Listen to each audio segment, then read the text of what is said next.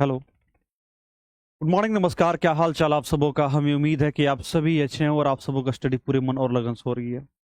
जैसे कि प्यारे बच्चों, आप सबको पता है कि आप सब जो हैं क्लास 12th का बोर्ड एग्जाम देंगे और आप सबकी बोर्ड एग्जाम बहुत करीब आ चुका है प्यारे बच्चों। अब से जो है मोटा मोटी कुछ दिन बचा हुआ है और आप सब जो है इसके तैयारी में पूरे जोर और शोर से लगे हुए हैं और पूरा एनर्जी के साथ, पूरा मेहनत के साथ, पूरा कॉन्फिडेंस के साथ आप लोगों के प्यारे बच्चों तैयारी कर रहे हैं। और आप सबका तैयारी लगभग लगभग प्यारे बच्चों हो भी गया है और आप सब जो है रिवीजन कर रहे हैं, ठीक है। और बहुत अच्छे से आप रिवीजन करते हैं, इसमें कहीं कोई शक, कहीं कोई दो राय नहीं। बस आप लोगों को प्यारे बच्चों और थोड़ा सा मेहनत करना है, थोड़ा सा और लगाना एफर्ट, थोड़ा सा और जो है आप अपने कह सकते हैं सिलेबस पे पकड़ बनाइए और जितनी अच्छा पकड़ रहेगा प्यारे बच्चों, आप एग्जाम में उतना अच्छा गर्दा उड़ाएंगे, ठीक है। तो इस सीरीज में प्यारे बच्चों मैं आपके साथ हूं और आपके साथ मैं रामबाण का सीरीज दे रहा हूं। और रामबाण का सीरीज में प्यारे बच्चों आज आपका डे 5 है, ठीक है।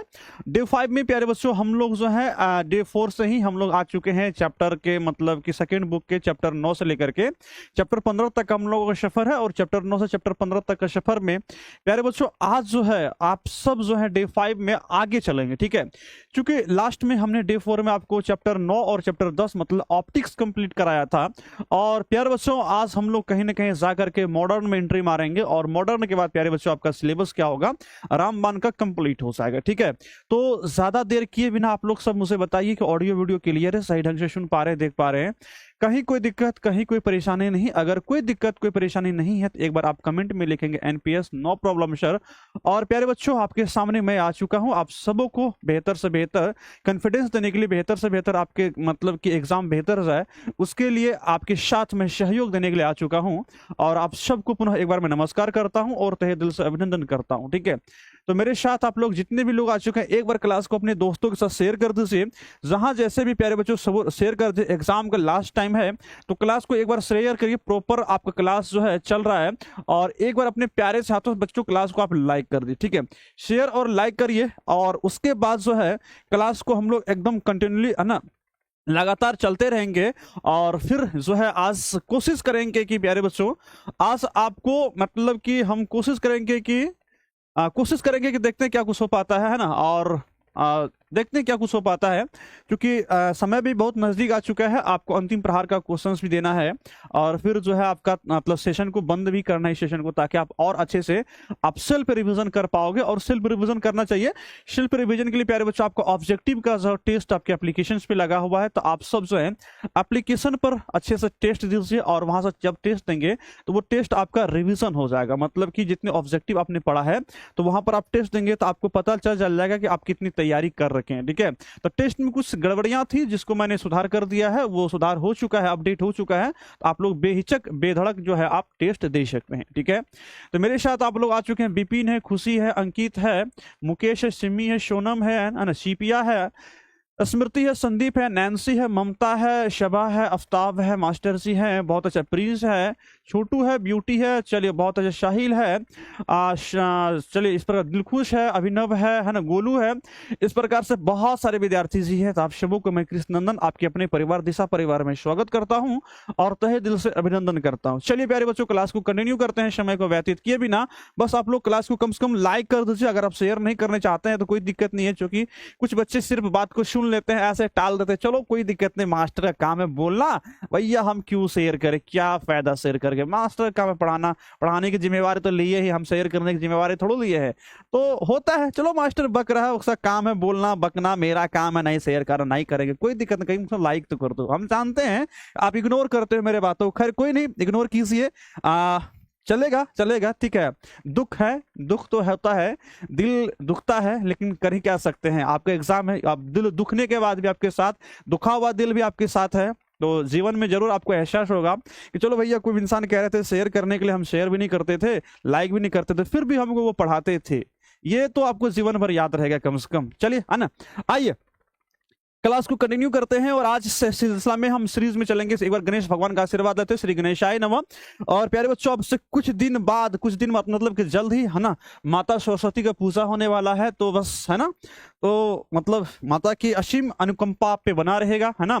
और माते जिसके ऊपर आ जाते हैं, जिसके साथ हो जाते हैं, जिसके ऊपर अपना दया दृष्टि दिखा देते हैं, तो प्यारे बच्चों वो क्या होता है कि मतलब है ना, दिन कहो मतलब कि उसकी सफलता उसके कदमों को चूमता है। ठीक है, आइए हम चलते हैं प्यारे बच्चों आगे, है ना। मैं बता दूं कि आपके अगर आप बैच टेस्ट का आपको सब कुछ पता जानकारी है ही, इसमें आपको पैनल पीडीएफ मिल जाता है, आप लोग ले लेंगे, है ना।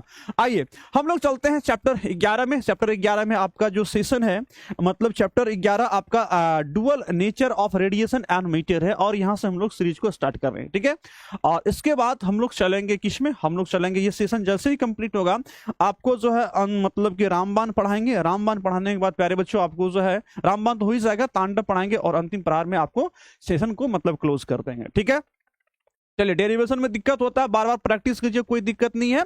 आप बार बार प्रैक्टिस कीजिए, प्रैक्टिस अगर आप 4 बार करते हैं तो 10 बार कीजिए। ठीक है, प्रैक्टिस को बढ़ा दीजिए, कोई मतलब प्रॉब्लम नहीं आएगा। ठीक है, मेरा काम है आपको बता देना, समझा देना और आपको प्रैक्टिस करना। जब तक आप प्रैक्टिस नहीं करेंगे तब तक जो है आपको डेरिवेशन आपके कवर में नहीं होगा। ठीक है, चलिए आइए हम बात करते हैं। प्रश्न मेरा है 662 तक हमने लास्ट क्लास में कवर किया था, हम लोग प्रश्न 662 हो चुका है। और मजे की बात है कि हम लोगों का जो लक्ष्य है, हालांकि हम लोगों का लक्ष्य कितना गुरुजी, हम लोगों का लक्ष्य है 750 मतलब 750। ठीक है, 750 आपका ऑब्जेक्टिव का सीरीज का लक्ष्य है। क्या लगता है कि आज जो है 750 ऑब्जेक्टिव हो जाएगा? आप बताइए मुझे, क्या लगता है कि 750 ऑब्जेक्टिव आज हो जाएगा, है ना। रामबाण हम लोग कुछ लक्ष्य होता है, जो कि आपको मैंने पहले बोलते आया है, रामबाण में मेरा लक्ष्य होगा आपको 750 ऑब्जेक्टिव पढ़ाना। तो आज जो प्यारे बच्चों है 750 ऑब्जेक्टिव हम लोग कवर करेंगे, और 750 ही थोड़ा सा हम लोग आगे भी जाने का प्रयास करेंगे। कम से कम मैंने जो आपसे वादा किया था उतना मैं जरूर पूरा करूंगा, और उसके बाद मैं आपको प्यारे बच्चों अपने तरफ से कुछ ऑब्जेक्टिव पढ़ाऊंगा। मेरा ये आपके ऊपर कई कृपा है या दया दृष्टि है, या अदरवाइज आप जो भी कह सकते हैं, आपको जो कहना आप कह दीजिए, लेकिन मुझे है कि थोड़ा सा और ऑब्जेक्टिव को पढ़ाऊंगा। ठीक है, आइए तो हम सेशन में सबसे पहली बात करते हैं। मेरे पास प्रश्न प्यारे बच्चों दिया गया है, कहते हैं प्रकाश विद्युत प्रभाव में जो है प्रकाश विद्युत प्रभाव का खोज सर्वप्रथम किसने किया था? आइंस्टीन किया था, लेनार्ड किया था, हॉलबर्ग ने किया था, या हर्ट्ज ने किया था? गुरुजी प्रकाश विद्युत प्रभाव की खोज सबसे पहले हर्ट्ज ने किया था। किसने किया था? हर्ट्ज ने किया था। और ये आपका क्या है, सबसे आसान मतलब कंसेप्ट है। प्रश्न अगला चलते हैं। अगला प्रश्न है कि प्रकाश के प्रभाव द्वारा धातुओं से उत्सर्जित इलेक्ट्रॉन को कहते हैं, क्या कहते हैं? प्राथमिक इलेक्ट्रॉन कहते हैं, या द्वितीयक इलेक्ट्रॉन, या प्रकाश इलेक्ट्रॉन, या तापायन कहते हैं। जिसको प्रकाश इलेक्ट्रॉन कहते हैं, या प्रकाश इलेक्ट्रॉन को हम लोग अंग्रेजी में क्या कहते हैं? फोटो इलेक्ट्रॉन भी कहते हैं। ध्यान रखना, इसे फोटो इलेक्ट्रॉन के नाम से भी जाना जाता है, फोटो इलेक्ट्रॉन के नाम से भी इसे जाना जाता है। अगला प्रश्न है, कहता है धात्विक पृष्ठ से इलेक्ट्रॉन तब उत्सर्जित होती है। धात्विक पृष्ठ से इलेक्ट्रॉन कब उत्सर्जित होगी? कहता है जब पृष्ठ पर आपतित प्रकाश की आवृत्ति क्या हो। आपतित प्रकाश की आवृत्ति की अगर बात करते हैं प्यारे बच्चों, ये कितना होना चाहिए? तो सवाल मेरा यहां पर है कि देहली आवृत्ति से कम होना चाहिए, या देहली आवृत्ति से आधी होनी चाहिए, है ना, या देहली आवृत्ति से क्या होना चाहिए? अधिक होना चाहिए। आवृत्ति का कोई प्रभाव नहीं, आवृत्ति का प्रभाव पड़ता है, और इलेक्ट्रॉन तभी उत्सर्जित होगा जब आवृत्ति क्या होगा गुरुजी? देहली आवृत्ति से अधिक होगा। दैट कि हम कह सकते हैं कि देहली आवृत्ति से अधिक होगा। क्या होगा? देहली आवृत्ति से अधिक होगा, तभी जाकर के आपका क्या होगा? इलेक्ट्रॉन जो उत्सर्जित होगा। क्या होगा? इलेक्ट्रॉन उत्सर्जित होगा, जिसको हम थ्रेशोल्ड फ्रीक्वेंसी कहते हैं। ठीक है जी, हाँ।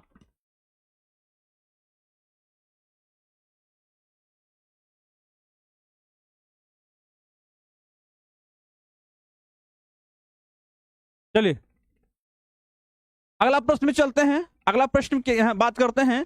अगला प्रश्न मेरे पास है, प्रश्न दिया गया है, कहता है कि किसी प्रकाश विद्युत सेल द्वारा उत्पन्न जो धारा की तीव्रता है, वो उत्पन्न धारा तीव्रता क्या करती है? निर्भर करती है। अब किस पर निर्भर करती है? कहते हैं आपतित विकिरण की आवृत्ति पर, आपतित विकिरण की तीव्रता पर, या फिर आपतित विकिरण के आपतन कोण पर, या दूरी पर, है ना, एनोड और कैथोड के बीच दूरी पर। देखिए आपको ध्यान रखना है कि एनोड और कैथोड की दूरी से कोई मतलब नहीं, आपतित विकिरण के आपतन कोण पर भी यहाँ पर कोई मतलब नहीं। चैप्टर 11 में आपको आपतन कोण से कोई मतलब नहीं होता गुरुजी। अब रही बात कि मेरे पास आवृत्ति है और तीव्रता है, तो ध्यान हमको क्या देना है यहाँ पे? सवाल क्या, प्रकाश विद्युत है ना, धारा की तीव्रता जो है, मतलब उत्पन्न धारा की तीव्रता जो है वो किस पर निर्भर करेगा? तो आपतित विकिरण की तीव्रता पर निर्भर करता है। किस पे? आपतित विकिरण के तीव्रता पर निर्भर करता है। आइए अगला प्रश्न चलते हैं। कहता है प्रकाश तरंगे की प्रकृति होती है, ये किस प्रकार की प्रकृति होती है ना? प्रकाश तरंगे की प्रकृति के समान है। इसमें से आपको चूज करना है कि कौन सा जो प्रकाश तरंगे की प्रकृति के समान है। प्रश्न दिया गया कैथोड किरणें हैं, बीटा बीटा किरणें हैं, बीटा कणों है, गामा किरणें हैं और ये अल्फा कण है। तो सबसे पहले आप देखेंगे तो आप इसमें इसका समानता का कंसेप्ट क्या है गुरु? सबसे पहले समानता का कंसेप्ट ये है कि प्रकाश तरंगे क्या है? विद्युत चुंबकीय तरंगे। क्या है? विद्युत चुंबकीय तरंगे हैं, विद्युत चुंबकीय तरंगे हैं। अब पता करना इनमें से इस दिए गए ऑप्शन में कौन सा विद्युत चुंबकीय तरंगे हैं। कैथोड किरणें गुरुजी विद्युत चुंबकीय तरंगे नहीं है, बीटा कण भी विद्युत चुंबकीय तरंगे नहीं, और गामा किरणें क्या है? विद्युत चुंबकीय तरंगे। दैट मींस हम कह सकते हैं कि प्रकाश जो है तरंग की प्रकृति जैसा कौन है गुरु? गामा किरणें। रीजन क्या है? क्योंकि ये दोनों के दोनों, ये भी क्या है गुरुजी? ये भी विद्युत चुंबकीय तरंग है। ये क्या है? विद्युत चुंबकीय तरंग है। इसका मतलब हम कह सकते दोनों एक ही है ना, चट्टे बट्टे है। क्या है? एक ही चट्टे बट्टे हैं। अगला प्रश्न में चलते, कहता निरोधी विभव पर प्रकाश विद्युत धारा का मान क्या होता है? जो निरोधी विभव होता है, जो कट ऑफ पोटेंशियल होता है, वहां पर प्रकाश है ना, हम क्या कहेंगे? हम कहेंगे कि वहां पर जो है प्रकाश विद्युत धारा का मान कितना होता है? न्यूनतम होता है, अधिकतम होता है, शून्य होता है गुरुजी, शून्य होता है। वहां पर जो निरोधी विभव की बात करते हैं, प्रकाश विद्युत धारा का मान क्या होता है? शून्य होता है, जीरो होता है। अगला प्रश्न की बात करते हैं, कहता फोटोन के गतिज द्रव्यमान का सूत्र क्या है? मेरे पास दिया गया एच न्यू बाय लेमडा दिया गया है, एच लेमडा बाय सी दिया गया, एच न्यू बाय सी दिया गया गुरुजी, और एच बाय सी लेमडा दिया। ध्यान, फोटोन का गतिज द्रव्यमान, अगर आपसे हम पूछे फोटोन का जो विराम द्रव्यमान होता है वो कितना होता है, तो आपको क्या जवाब देना होगा गुरुजी? फोटोन का विराम द्रव्यमान की बात करते हैं, विराम द्रव्यमान क्या होगा? सबसे पहले आप ये बताओ मुझे, विराम द्रव्यमान गुरुजी जो होता है इसका शून्य होता है। क्या होता है? फोटोन का विराम द्रव्यमान क्या होता है, ये भी आपको याद रखना है, प्रश्न ऑब्जेक्टिव में कभी कभी आता है। फोटोन का जो है विराम द्रव्यमान क्या होता है? विराम द्रव्यमान गुरुजी शून्य होता है, विराम द्रव्यमान शून्य होता है, जीरो होता है। ठीक है, अब हमको यहाँ पर गतिज द्रव्यमान मास की बात करते हैं गुरुजी। एम जो होता है वो एच बाई क्या होता है? सी लेमडा होता है। क्या होता है? H by C lambda. H by क्या होता है? C lambda. ध्यान रखना, एम बराबर H by C lambda. H by C lambda हमें कहाँ दिया गया? ऑप्शन नंबर आपका क्या है? डी में गुरुजी, है ना, ऑप्शन नंबर ना डी में हमका इसका क्या होगा? मेरा सही जवाब होगा। चलिए अगला प्रश्न में चलते हैं, कहता है डी ब्रोगली तरंगदैर्घ्य किस भौतिक राशि पर निर्भर नहीं करती है? डी ब्रोगली तरंगदैर्घ्य जो है वो किस भौतिक राशि पर निर्भर नहीं करती है? अच्छा, निर्भर नहीं करती, आवेश पर दिया गया है, संवेग पर दिया गया, वेग पर, द्रव्यमान पर। गुरुजी द्रव्यमान पर भी निर्भर करता है, वेग संवेग हो ही गया, इसका मतलब आवेश पर निर्भर नहीं करता, आवेश पर निर्भर नहीं करता है। एक फोटोन जिसकी ऊर्जा हमें दिया है, जिसकी ऊर्जा कितना दिया है गुरुजी? 3.4 इलेक्ट्रॉन वोल्ट दिया गया है। कहता है एक ऐसी धातु की सतह पर आपतित होती है जिसका कार्यफलन जो है वर्ग फंक्शन फाइ जो है वो कितना? 2 इलेक्ट्रॉन वोल्ट है। कहता है धातु की सतह से उत्सर्जित फोटो इलेक्ट्रॉन की अधिकतम गतिज ऊर्जा हमको निकालना। अधिकतम गतिज ऊर्जा गुरुजी निकालते हैं कि मैक्सिमम निकालते हैं, तो इसका फॉर्मूला क्या आता है गुरुजी? हमको फॉर्मूला पता है कि मतलब ई है ना, ई कहिए या एच न्यू की ई कहिए या एच न्यू कहिए, एच न्यू माइनस फाइव होता है, और इसका मान आपके पास कितना दिया गया? एच न्यू का मान जो दिया गया है ये ऊर्जा ही है, जिसका ई हम लोग कहते हैं। ठीक है, इसको आप ऐसे भी लिख सकते हो, ई का मान कितना? एच न्यू, और एच न्यू का मान कितना गुरुजी? 3.4 इलेक्ट्रॉन वोल्ट है। आप यहां पर इसका मान पुट अप करो, है ना, तो 3.4 इलेक्ट्रॉन वोल्ट में से आप क्या करो? 2 इलेक्ट्रॉन वोल्ट को घटा दो, तो आपको मान कितना बचेगा गुरुजी? 1.4 इलेक्ट्रॉन वोल्ट। कितना है? 1.4 इलेक्ट्रॉन वोल्ट कहीं दिया गया है। ऑप्शन नंबर आपका ए क्या होगा? सही जवाब होगा। ठीक है, ऑप्शन नंबर ए क्या होगा? सही जवाब होगा। अगला प्रश्न में चलते हैं, कहते हैं एक ही तरंगदैर्घ्य के इलेक्ट्रॉन तथा फोटोन कौन सी भौतिक राशि समान है? वेग है, ऊर्जा है, संवेग है और कोणीय संवेग है। तो प्यारे बच्चों, अगर एक ही तरंगदैर्घ्य की इलेक्ट्रॉन और फोटोन हो तो उसका संवेग क्या होगा गुरुजी? मोमेंटम जो होता है वो समान होता है। संवेग क्या होता है? मोमेंटम समान होता है। ठीक है जी, चलिए अगला प्रश्न में चलते हैं। अगला प्रश्न में क्या दिया गया है? कहता है कि फोटो इलेक्ट्रिक प्रभाव में प्रकाश विद्युत धारा स्वतंत्र किससे होती है? आपतित प्रकाश से स्वतंत्र होती है, या दो इलेक्ट्रॉनों और दो इलेक्ट्रोडों के कैथोड और एनोड के बीच लगाए गए विभवांतर से स्वतंत्र होता है, या उत्सर्जक पदार्थ की प्रकृति से, या आपतित प्रकाश की आवृत्ति से? आपतित प्रकाश की आवृत्ति से जो होती है प्रकाश विद्युत धारा क्या होता है? स्वतंत्र होता है, फ्री होता है। ठीक है, स्वतंत्र होता है। ठीक है जी, आइए अगला प्रश्न में चलते हैं। अगला प्रश्न मेरे पास क्या दिया गया? कहता है किसी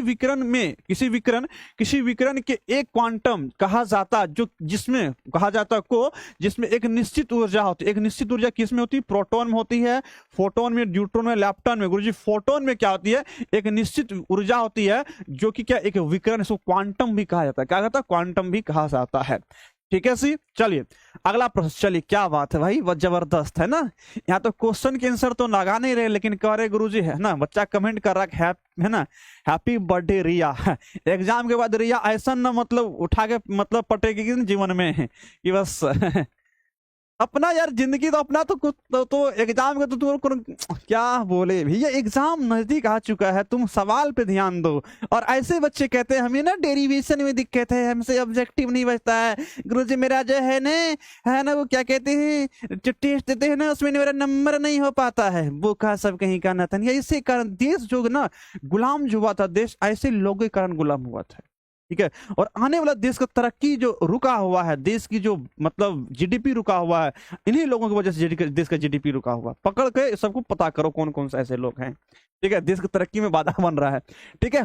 कहते हैं कि निम्नलिखित में कौन सोडियम का कार्यफलन होता है। जवाब लगाएगा नहीं होगा भाई, मतलब जवाब इतने बच्चे जवाब लगा रहे हैं भाई।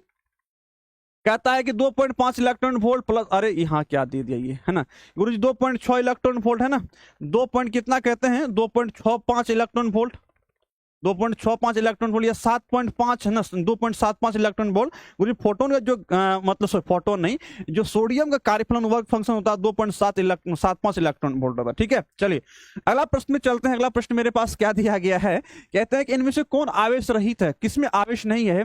आवेश किसमें नहीं गुरुजी, अल्फा कण में भी आवेश होता है, +2e होता है, ठीक है। बीटा कण गुरुजी ये भी निगेटिव होता है, ठीक है जी। और फोटोन और प्रोटोन, प्रोटोन पे गुरुजी प्लस आवेश होता है।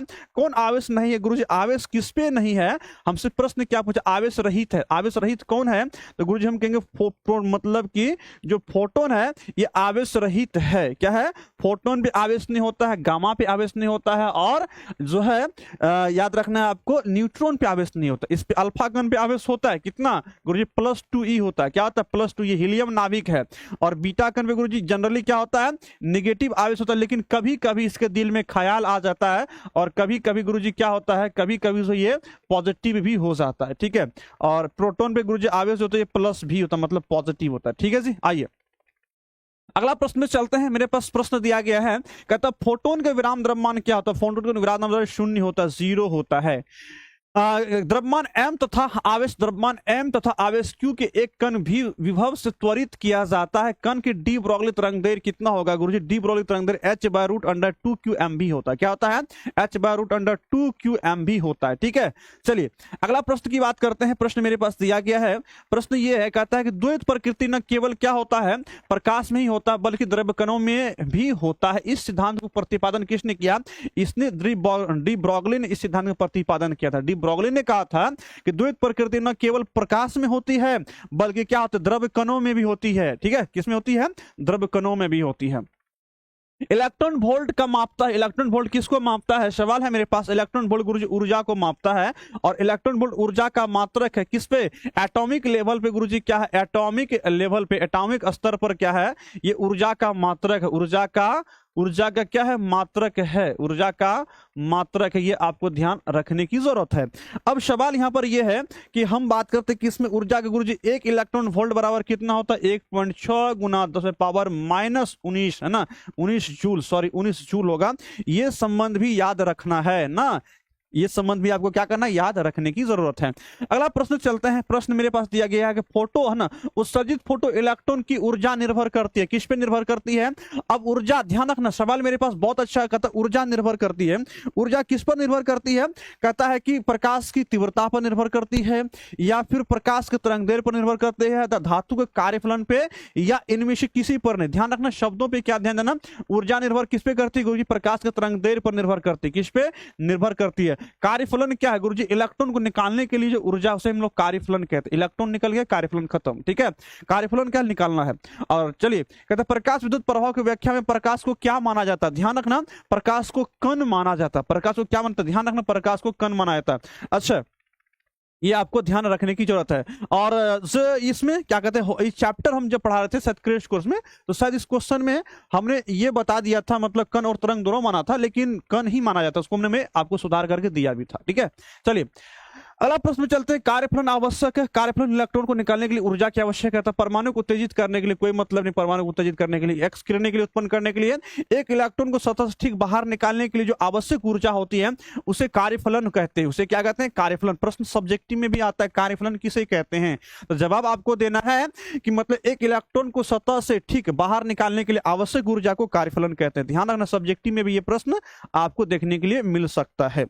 आइए अगला प्रश्न की बात करते हैं। कहता है प्लांक स्थिरांक का विमा क्या होता है? प्लांक स्थिरांक गुरुजी हम लोग किससे रिप्रेजेंट करते हैं? एच से रिप्रेजेंट करते हैं। इसका विमा हमसे पूछा जा रहा है, तो विमा क्या होता है गुरुजी? इच, हम सबसे पहले ई बराबर क्या जानते हैं? एच न्यू जानते हैं गुरुजी, एच न्यू। और एच के अगर विमा निकाले तो हम लोग क्या कहते हैं गुरुजी? ई बाय न्यू कह सकते हैं। ई मतलब ऊर्जा, ऊर्जा का विमेय सूत्र क्या होगा? M L square T power -2, और इसका गुरुजी टी पावर -1, टी पावर -1 और टी पावर -2 क्या होगा? 31। तो गुरुजी क्या बचेगा? एम एल स्क्वायर है ना, और टी पावर -1 क्या कहेंगे? एम एल स्क्वायर है ना, और टी पावर कितना? एम एल स्क्वायर और टी पावर -1। ध्यान रखना। अच्छा, इसका अगर मान पूछा जाए, इसका मान कितना होता है आप लोग बताइए। तो प्लांक नियतांक एच का मान कितना? कमेंट कीजिए। हम तब तक इसका M L square T power -1 क्या होगा? M L square T power -1, M L square T power क्या होगा? -1 होगा। ठीक है, ये प्लांक नियतांक का क्या हो गया? विमा। इसका मान बताइए कितना होता है? जल्दी से फास्ट कमॉन। प्लांक नियतांक का मान मान मान मान मान मान बताइए कितना होगा? प्लांक नियतांक का मान बताइए कितना होता है? 6.62 गुना 10 पावर कितना? जल्दी से बताइए। आधा हम बताइए दिए हैं, अभी तक कोई नहीं बता रहा है। जाहो जाहो, नहीं पता? हाँ, एग्जाम के बाद पता चल जाएगा, अभी क्या पता रखोगे? 6.62 गुना 10 पावर -34। बहुत अच्छा। कहता नहीं पता, जा रे जा, जा हो जा, कहा कह तू? 6.62 गुना 10 पावर कितना? -34, -34। ठीक है, -34, ये ध्यान रखना। आए अगला प्रश्न की बात करते कहता है ना, लेमडा तरंग दैर्घ्य वाले फोटोन की ऊर्जा हमसे पूछा जा रहा है। लेमडा तरंग दैर्घ्य वाले फोटोन की ऊर्जा कितना होता है गुरुजी? तो सवाल मेरे पास क्या है कि मतलब एच है ना, एच सी बाय लेमडा दिया गया है। एच सी लेमडा दिया, एच सी बाय लेमडा होता है क्या? फोटोन की ऊर्जा एच सी बाय लेमडा होता है। ठीक है, आइए अगला प्रश्न की बात करते हैं। प्रश्न मेरे पास दिया गया है, कहता है यदि एम द्रव्यमान का कोई कण भी चाल से गतिमान हो तो उससे जो तरंगदैर्घ्य मतलब लेमडा का मान हमसे पूछा जा रहा है। वो लेमडा का मान क्या होगा? एम भी लेमडा होगा, या फिर कहते हैं मतलब कि एच बाय क्या होगा गुरुजी? एच बाय एम भी होगा, नहीं, एम बाय एच न्यू होगा, या एच बाय पी। अच्छा, अगर आप एच बाय पी को ध्यान में रखते हो, क्योंकि आपको तरंगदैर्घ्य का जो फॉर्मूला होता है वो एच बाई पी होता है। एच बाई क्या होता है गुरुजी? एच बाई पी होता है। और इसका आप पी को कैसे लिख सकते हो? एम इंटू भी भी आप इसे लिख सकते हो, मतलब एच बाई एम इंटू भी कहां दिया? ऑप्शन नंबर आपका सी में दिया, सही जवाब होगा। अगला प्रश्न कहता है आवर्ती वाले फोटोन का संवेग हमसे पूछा जा रहा है। तो संवेग का फॉर्मूला क्या था गुरुजी? पी बराबर है ना, अभी हमने क्या देखा? हमने एच बराबर क्या देखा गुरुजी? एच बराबर हमने देखा लेमडा बराबर H by P.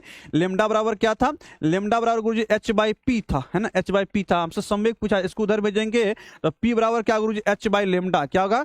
H by lambda. कहीं नजर आ रहा? अच्छा, हमें एच बाई लेमडा नहीं दिया गया, लेकिन हमको एक चीज दिया गया, इसको हम लोग गुरुजी आवर्ती के रूप में कन्वर्ट करके लिख सकते हैं। आवर्ती के रूप में अगर कन्वर्ट करके लिखते हैं तो हम कह सकते हैं कि मतलब आवर्ती मेरे पास क्या है? सी बाई लेमडा हमें दिया गया है, एच बाई, और हम एच न्यू के रूप में इसको लिख सकते हैं। लेमडा को हम लोग न्यू बाई सी के रूप में लिख सकते हैं। ठीक है, जो मेरे पास लेमडा है उसको न्यू बाई सी, मतलब एच न्यू बाई सी क्या है? एच न्यू बाई सी लिख सकते हैं। ठीक है, आइए अगला प्रश्न कहता है प्रकाश विद्युत प्रयोग में यदि आपतित प्रकाश की तीव्रता और आवृत्ति दोगुनी कर दी, प्रकाश की संतृप्त धारा भी क्या होती है? दोगुनी हो जाती है। क्या हो जाती है? दोगुनी हो जाती है। ऑप्शन नंबर आपका क्या है? डी इसका सही जवाब है। कहता है कि 10 पावर 14 है ना, 10 पावर 14 हर्ट्ज आवृत्ति की 6.26 विकिरण है ना, विकिरण ऊर्जा में फोटोन की संख्या हमको निकालना, फोटोन की संख्या निकालना है। तो सबसे पहले आप बताओ, जो इसका हमने ऊर्जा कुल कितना होगा? ऊर्जा ई बराबर क्या होता है? एच न्यू होता है। ठीक है, ई बराबर क्या होता है? एच न्यू होता है, एच न्यू होता है। और एच का मान कितना हमने बताया था अभी अभी आपको जस्ट आपने बताया गुरु जी 6.62 गुना 10 से पावर कितना 6.62 गुना 10 से पावर -34, ठीक है। और न्यू का मान आपके पास आवर्ती दिया क्या कितना 10 से पावर 14, तो गुरु जी यहाँ पर गुना करके 10 से पावर 14 कर दीजिए, ठीक है, 10 से पावर 14 कर दीजिए। अब एच का मान कितना होगा 6.62 गुना 10 से पावर कितना 34 और 10 गुरु जी क्या होगा -20 होगा। अब हमको निकालना क्या फोटोन की संख्या निकालना है, जो विकिरण में फोटोन की संख्या से ऊर्जा से भाग दे दीजिए। आप क्या कीजिए इसमें से भाग दे दीजिए, है ना, भाग जब दे दीजिएगा तो आपको फोटोन की संख्या निकालना है, फोटोन की संख्या, ठीक है, फोटोन की संख्या आपको निकालना है। तो जो ऊर्जा आपको निकला है कितना जितने आपके पास उत्सर्जित विकिरण है 6.62 में क्या कीजिए 6.626 गुना 10 से पावर -20 से क्या कीजिए भागा 31, इसका मतलब गुरु 10 से पावर -20 ऊपर जाएगा क्या होगा +20 होगा, ठीक है। तो +20 कहीं दिया गया, ऑप्शन नंबर आपका सी क्या है इसका सही जवाब है, ठीक है, ऑप्शन नंबर सी क्या है सही जवाब है। अगला प्रश्न में चलते हैं, कहता आइंस्टीन द्वारा प्रकाश विद्युत प्रभाव पर किए गए प्रयोग का समीकरण की सहायता से क्या मिलती है। अगर आइंस्टीन की बात करते हैं, आइंस्टीन द्वारा प्रकाश विद्युत प्रभाव में जो प्रयोग किया गया था वो क्या E बराबर mc² था, नहीं गुरुजी E बराबर mc² नहीं था, यहाँ प्रकाश विद्युत प्रभाव की बात करता है। E बराबर क्या था h न्यू था, क्या था E बराबर h न्यू, E बराबर mc² क्या है सापेक्षिता का सिद्धांत है, ठीक है। आइए कहता निम्नलिखित में है ना निम्नलिखित कण एक ही वेग से गतिमान अधिकतम डी ब्रॉगली तरंगदैर्घ्य वाला कण क्या होगा। गुरु डी ब्रॉगली तरंगदैर्घ्य क्या होता है, जब भी तरंगदैर्घ्य और अगर द्रव्यमान की बात करते हैं ये भी आपको ध्यान रखना है, जो द्रव्यमान होता है वो गुरुजी अंडर रूट क्या होता है m होता है, ठीक है, अंडर रूट m होता है किसका तरंगदैर्घ्य की। हम इसको ऐसे भी लिख सकते हैं गुरुजी लेमडा जो है समानुपाती m पे पावर -1/2 भी लिख सकते हैं, ये भी आपको याद रखना, ये भी ऑब्जेक्टिव में कभी कभी आता है, ठीक है। अब हमको यहाँ पर पता करना है कि इसमें से कहता है कि अधिकतम तरंगदैर्घ्य किसका होगा जिसका द्रव्यमान कम होगा। तो गुरुजी द्रव्यमान किसका कम होगा, तो हम कहते हैं कि बीटा कण का क्या इसमें से सबसे कम है, तो इसका क्या अधिकतम हम कह सकते हैं तरंगदैर्घ्य होगा, डी ब्रॉगली तरंगदैर्घ्य होगा। चलिए अगला प्रश्न चलते हैं, कहता आइंस्टीन प्रकाश विद्युत समीकरण में किस संरक्षण नियम का पालन करता है। ऊर्जा संरक्षण नियम का पालन करता है, किसका ऊर्जा संरक्षण नियम का पालन करता है। यदि प्रकाश विद्युत प्रभाव में प्रयोग आपतित प्रकाश की आवृत्ति को दोगुनी करते निरोधी विभव का मान क्या होता है। अब है आपका दोगुना है ना, और जो है आधा है और दोगुना से अधिक है। ध्यान रखना सवाल मेरे पास क्या है, आपतित प्रकाश की आवृत्ति को अगर हम दोगुना कर देते हैं तो निरोधी विभव क्या होगा। निरोधी विभव की बात हमसे पूछा जा रहा है गुरुजी, तो हम कह सकते हैं कि ये जो निरोधी विभव है, एक बात ध्यान, ये दोगुना नहीं होगा, ये दोगुना से क्या होगा थोड़ा सा अधिक होता है ना, दोगुना से क्या होता है थोड़ा सा अधिक होगा। तो आधा दोगुना से कम, दोगुना से थोड़ा सा अधिक, ऑप्शन नंबर आपका क्या है सी सही जवाब होगा। आइए कहते हैं प्रकाश वैद्युत सेल क्या है। प्रकाश वैद्युत सेल एक ऐसी युक्ति है जो प्रकाश ऊर्जा को क्या करता है विद्युत ऊर्जा में बदलता है। प्रकाश को क्या कहता है विद्युत प्रकाश बदलता है, या प्रकाश को विद्युत में बदलता है, या प्रकाश संचय करता है, या प्रकाश संचय करता है वैद्युत संचय करता है। प्रकाश वैद्युत को प्रकाश में नहीं, प्रकाश को वैद्युत में बदलता है, उसे हम लोग क्या कहते हैं प्रकाश वैद्युत सेल कहते हैं। ये भी आपके सब्जेक्टिव में क्वेश्चन आता है कि फोटो सेल या प्रकाश वैद्युत सेल किसे कहते हैं, तो लिखना ऐसे युक्ति जो क्या करता है प्रकाश ऊर्जा को वैद्युत ऊर्जा में बदलता है, उसे हम लोग प्रकाश वैद्युत सेल कहते हैं, यानी फोटो सेल कहते हैं। आइए अगला प्रश्न मेरे पास दिया गया है, कहता है प्रकाश विद्युत सेल में धारा जो होती है, धारा क्या होती है आपतित प्रकाश की तीव्रता बढ़ाने से उतनी ही रहती है, या आपतित प्रकाश की तीव्रता बढ़ाने से बढ़ती है, या आपतित प्रकाश की आवृत्ति बढ़ाने से बढ़ती है, या आपतित प्रकाश की आवृत्ति से बढ़ाने से ना घटती है। प्रकाश विद्युत सेल में हमें धारा की बात पूछा जा रहा है गुरुजी, धारा क्या होगा, तो सिंपल सी बात है, हम कह सकते हैं धारा की अगर बात करें तो जैसे तीव्रता बढ़ाते हैं धारा भी क्या होती है बढ़ जाती है, तीव्रता बढ़ाएंगे तो धारा भी क्या होगा बढ़ जाएगा। तो आपतित प्रकाश की है ना, आपतित प्रकाश की आवृत्ति बढ़ाने से धारा क्या होती है बढ़ जाती है ना, बढ़ जाती है, ठीक है। अरे आपतित प्रकाश की तीव्रता बढ़ाने से धारा बढ़ती है ना, आपतित प्रकाश आवृत्ति नहीं तीव्रता, ऑप्शन नंबर बी सही है, ठीक है, बी इसका सही होगा। आइए अगला प्रश्न की बात करते हैं, कहते हैं निम्न किस घटना के द्वारा प्रकाश की कणिका सिद्धांत को स्थापना होती है। अच्छा प्रकाश के जो पार्टिकल्स नेचर है वो किस सिद्धांत के आधार पर कहता है कि व्यतिकरण है, विवर्तन है, ध्रुवन है, या प्रकाश विद्युत प्रभाव। पूरी प्रकाश विद्युत प्रभाव के द्वारा ही क्या होता है प्रकाश की कणिका सिद्धांत ना, यहाँ पर जो है ना कण माना जाता है, क्या माना जाता है यहाँ पर कण माना जाता है, तो ये आपको ध्यान है कणिका सिद्धांत। आइए 97 चलते हैं। 97 कहता है कि समान गतिज ऊर्जा वाले विभिन्न कणों के डी ब्रॉगली तरंगदैर्घ्य लैम्डा तथा कण के द्रव्यमान एम निर्भर करता है। अभी बस बताए थे, जो डी ब्रोगली तरंग दैर्घ्य है, जो लेमडा होता है, लेमडा क्या होता है गुरुजी, ये अंडर रूट क्या होता है, एम के क्या होता है, व्युत्क्रमानुपाती होता है। तो इसको हम लोग कैसे लिख सकते हैं, एम पे पावर माइनस 1/2 लिख सकते हैं। अभी बोले थे ना 1/2 आपको याद करना है। 1/2 देखिए कहाँ, माइनस में, तो कहता है कि 1/2 माइनस 1/2, तो माइनस 1/2 ऑप्शन नंबर किस में, डी इसका क्या है, सही जवाब। ठीक है, डी इसका क्या है, सही जवाब है। अंतिम प्रहार से बनाइए, ठीक है, अंतिम प्रहार से। चलिए अंतिम प्रहार में जितना क्वेश्चन करवाते हैं सबको आपको अच्छे से पकड़ बनाइए। अगला सवाल है, कहता है निम्नलिखित में किसके लिए निरोधी विभव अति लघु होता है, जिसका तरंग दैर्घ्य कम होगा। लाल रंग तरंग दैर्घ्य कम होता है, इसका निरोधी विभव क्या होता है, अति लघु होगा। गैस चालकता दाब है ना, गैस चालकता तब प्रदर्शित करती है जब क्या आता है ना, अब गैस में चालकता वाला गुण कब आएगा, सवाल मेरा यहाँ पर है, गैस में चालकता वाला गुण कब आएगा, तो गुरु जब दाब बढ़ाया जाएगा तब, या दाब क्या करेगा, कम किया जाता तब, या ताप बढ़ाया जाता तब, या ताप कम किया जाता तब। तो गुरुजी जब गैस की चालकता प्रदर्शित करना है तो हमको प्रेशर को क्या करना पड़ेगा, कम करना पड़ेगा, है ना, कम किया जाता है। कहता कैथोड किरणें में निहित होती है, कैथोड किरणें में क्या निहित होती है, कहता तेज धनाविष्ट कण होता है, या तीव्र इलेक्ट्रॉन की धारा होती है, या प्रकाश पुंज होता है, या तीव्र प्रोटॉन। गुरुजी कैथोड किरणें की बात करते हैं, कैथोड किरणें क्या है, तो हम कहते हैं कैथोड किरणें मतलब कि कह सकते हैं आप इलेक्ट्रॉन की धारा है, या ऋणावेशित कण है। तो कहता है धनावेशित कण होगा कि तीव्र इलेक्ट्रॉन की धारा, गुरुजी तीव्र इलेक्ट्रॉन की धारा को हम लोग क्या कहते हैं, हम लोग कहते हैं कैथोड किरणें में ये निहित होता है। ठीक है, तो 700 आपका कवर हो चुका है ना, 700 आपका कवर हो चुका है। बस हम लोग 700 साढ़े आपसे जो वादा किए थे उनके बहुत करीब हम जा रहे हैं। ठीक है, 700 के हम बहुत करीब जा रहे हैं। बस एक बार आप लोग वीडियो को लाइक करिए, क्लास को लाइक करिए, और एक बार सुंदर सा दिल बना के प्यारे बच्चों, बहुत खुशी लगता है हम इसके करीब आ जाते हैं, और जो लक्ष्य होता है उसके करीब हम लोग जाते हैं, बहुत खुशी मिलता है। जल्दी से आप लोग कमेंट को एक बार लाइक, एक बार क्या कीजिए, लाइक कीजिए। ठीक है, चलिए अगला प्रश्न की बात करते हैं। अगला प्रश्न मेरे पास दिया गया है, कहता है कि वह घटना जिसमें कुछ है ना, जिसमें क्या होता है, कुछ धातुओं पर प्रकाश पड़ने पर उससे क्या होता है, इलेक्ट्रॉन उत्सर्जित होती है, कही जाती है, क्या कहते हैं इस घटना को हम लोग क्या कहते हैं, अगर पानी लाइए तो गरम क्या, हाँ, वह घटना जिसमें कुछ धातुओं पर क्या होती है, प्रकाश पड़ने से उनसे क्या होता है, इलेक्ट्रॉन उत्सर्जित होती है, उस घटना को प्रकाश विद्युत उत्सर्जन कहते हैं। क्या कहते हैं, प्रकाश विद्युत उत्सर्जन कहते हैं। ये प्रश्न आपसे सब्जेक्टिव में भी आएगा कि प्रकाश विद्युत उत्सर्जन से आप क्या समझते हैं। तो ध्यान रखना कि ऐसी घटना जब क्या होता है, किसी धातु की सतह पर एक उचित आवृत्ति के प्रकाश आपतित होने से धातु की सतह से इलेक्ट्रॉन उत्सर्जन होता है, इस घटना को प्रकाश विद्युत उत्सर्जन कहते हैं। सब्जेक्टिव में भी प्रश्न ये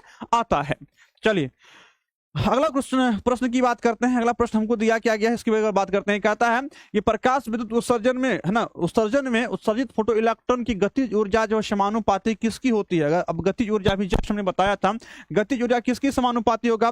अब सवाल मेरे पास दिया गया है, कहता आपतित प्रकाश की आवृत्ति के वर्ग के, ध्यान रखना, या आपतित प्रकाश के आवृत्ति के गतिज ऊर्जा का आपने फॉर्मूला क्या देखा गुरुजी, हमने अभी जस्ट एक इक्वेशन भी सॉल्व किया था, के मैक्स बराबर क्या देखा था, के मैक्स बराबर हमने देखा था गुरुजी ई मतलब एच न्यू माइनस 5 देखा था।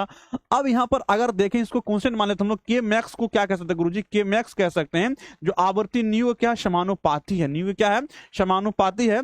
आवर्ती प्रकाश, आपतित प्रकाश की आवर्ती क्या होती है, समानुपाती होती है। ठीक है, चलिए अगला प्रश्न की बात करते हैं। अगला प्रश्न की बात करते हैं।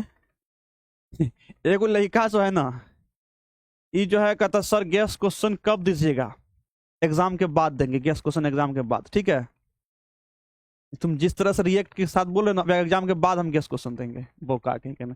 जब बता दे कि अंतिम प्रहार में जो क्वेश्चन करवाते हैं, रामबाण में जो क्वेश्चन करवाते हैं, तांडव में जो क्वेश्चन करवाते हैं, गेस्ट क्वेश्चन ही करवाते हैं, फिर भी क्या ही बोलेंगे। मतलब यही ना हमको दिक्कत कब होता है कि जब ना मतलब कि इसको हम लोग ना अगर ऑफलाइन रहते थे, हमारे सर को कहते थे ऐसा ना, कुछ बच्चा तुमको जीवन में ना भंखोका मिलेगा, वो भांग खा के कहीं रहेगा, आकर के एक बार कहेगा है ही करवाई है करवाई, भंखोका सब लक्षण होता है। एग्जाम के बाद तुमको मिलेगा, मिलना कभी, है ना। बता दिए हैं कि रामबाण में अंतिम प्रहार में तांडव में जो क्वेश्चन करवा रहे हैं, गैस क्वेश्चन ही करवा रहे हैं, नहीं उसको एक जगह कलेक्ट करके दीजिए। अरे इतना भी तुम अपंग क्यों बनते हो भाई, मान लीजिए तुम मतलब शारीरिक रूप से अपंग हो, मानसिक रूप से भी अपंग हो क्या है। क्वेश्चन वहां से आराम से तुम छांट कर प्रैक्टिस कर सकते हो, नोट्स दे दिए हैं, सब कुछ दे दिए हैं, तैयो इसको चाहिए, एग्जाम में आ रहे हैं लिख देंगे, टेंशन क्या लेता, एग्जाम आ रहे हैं लिख देंगे। इतना अपंग मत बनो मानसिक रूप से, है ना। यही सब लोग ना आगे चल करके बीबी का गुलाम हो जाता है। बीबी गुलाम क्यों? वो कहेगा है जी मतलब आपके लिए हम कपड़ा एगो ला देते हैं, दूसरा दिन फिर कपड़ा लगा दिन मार्केट में गायब होगी दूसरे के साथ ऐसे ही लोग गुलाम हो जाते हैं बीबी का। कहते हैं किसी सतह के प्रकाश विद्युत उत्सर्जन तभी प्रारंभ होता है जब उसकी सतह पर आपतित प्रकाश क्या होती है? आपतित प्रकाश होती है एक निश्चित न्यूनतम क्या होगी? आवृत्ति होगी, चाल होगी, तीव्रता है, एक निश्चित आवृत्ति होना चाहिए तभी जाकर आपको इलेक्ट्रॉन उत्सर्जित होगा। ठीक है, आइए अगला प्रश्न की बात करते हैं। कहता है कि फोटो इलेक्ट्रिक प्रभाव में प्रकाश विद्युत धारा स्वतंत्र किससे? तो क्वेश्चन अभी जस्ट बताए थे ना, अब किससे स्वतंत्र होगा बताइए? अभी जस्ट हमने क्वेश्चन बताया था, वही क्वेश्चन आपके पास दिया गया है। कहता है कि आपतित प्रकाश की तीव्रता से स्वतंत्र है, क्वेश्चन रिपीट हो गया है, या दो इलेक्ट्रोड के बीच आरोपित विभवांतर से है, या आपतित प्रकाश की आवृत्ति से स्वतंत्र है। फ्री किससे है ना? इंडिपेंडेंट है ना? उत्सर्जक पदार्थ की प्रकृति से। तो हम कहते हैं आपतित प्रकाश की आवृत्ति से क्या होता है? ये स्वतंत्र है, या क्या कह सकते हैं? ये फ्री है। क्या स्वतंत्र है? ये फ्री है। ठीक है, आइए अगला सवाल की बात करते हैं। कहता है कि यदि किसी धातु की सतह जिसका कार्यफलन वर्ग फाई है, आपतित प्रकाश की आवृत्ति नहीं है और उत्सर्जित फोटो इलेक्ट्रॉन की महत्तम गतिज ऊर्जा ई है, जिस पर संबंध प्राप्त होती है, वह क्या कहते हैं गुरुजी? ई बराबर एच न्यू माइनस फाई कहते हैं। क्या कहते हैं? ई बराबर एच न्यू माइनस फाई। या कहीं कहीं के इसको आपको इस प्रकार से गतिज ऊर्जा, अगर एक्चुअल में गतिज ऊर्जा जो है आपको इस प्रकार से होना चाहिए, लेकिन दिया है तो कोई दिक्कत नहीं। के मैक्स बराबर क्या लिख सकते हैं गुरुजी? एच न्यू माइनस फाई लिख सकते हैं। कभी कभी आपको ये ऐसा मिले तो भी आप उसको लगाएंगे। ठीक है, आइए सवाल मेरे पास दिया गया। कहता है एक प्रकाश सुग्राही मेरे पास दिया गया है, और प्रकाश सुग्राही में हमें क्या गया? कहता है कि मतलब कि धातु का जो कार्यफलन वर्क फंक्शन कितना दिया गया है? हमें वर्क फंक्शन दिया गया प्यारे बच्चों, है ना? मतलब कि 2.1 इलेक्ट्रॉन वोल्ट दिया। उत्सर्जित फोटो इलेक्ट्रॉन की महत्तम गतिज ऊर्जा हमें 0.9 दिया गया है। हमें फोटोन की आपतित ऊर्जा निकालना। तो अभी हमने क्या देखा था? अभी हमने देखा था कि कार्यफलन मतलब वर्क फंक्शन हमें दिया गया है, और महत्तम गतिज ऊर्जा के मैक्स बराबर हमने क्या देखा? के मैक्स बराबर हमने देखा मतलब ई माइनस, आप क्या कहते हैं? ई माइनस कह सकते हैं, ई माइनस ई का मान एच नहीं होता, आप उसको दोनों में कहीं लिख सकते हैं। उसके बाद जो है, उसके बाद हमें क्या कहता है? उसके बाद हमको कहता है फाई कहता है, वर्क फंक्शन कहता है। अब के मैक्स के मान मेरे पास कितना दिया गया है? वर्क फंक्शन हमने एक सुग्राही है जिसमें हमें जो धातु के उत्सर्जित फोटोन की महत्तम गतिज ऊर्जा इतना दिया गया है, और आपतित फोटोन की ऊर्जा हमको निकालना है। ठीक है, और अच्छा वर्क फंक्शन हमें दिया गया, तो मतलब हम कह सकते हैं कि इसका मान हमें 0 पॉइंट कितना है?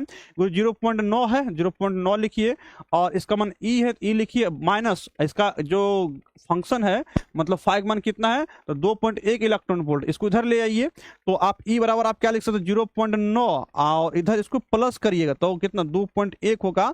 तो ई का मान कितना होगा? आप इसको लिख सकते हैं 3, है ना? मतलब कि 3 गुना 3 कुछ है, हम कह गुरु 3 इलेक्ट्रॉन वोल्ट लिख सकते हैं। ठीक है, 3 इलेक्ट्रॉन वोल्ट से लिखा जा सकता है। 3 इलेक्ट्रॉन वोल्ट कहां दिया गया? ऑप्शन नंबर सी में इसका क्या होगा? सही जवाब। 706 का क्या कहेंगे? ऑप्शन नंबर सी इसका सही जवाब होगा।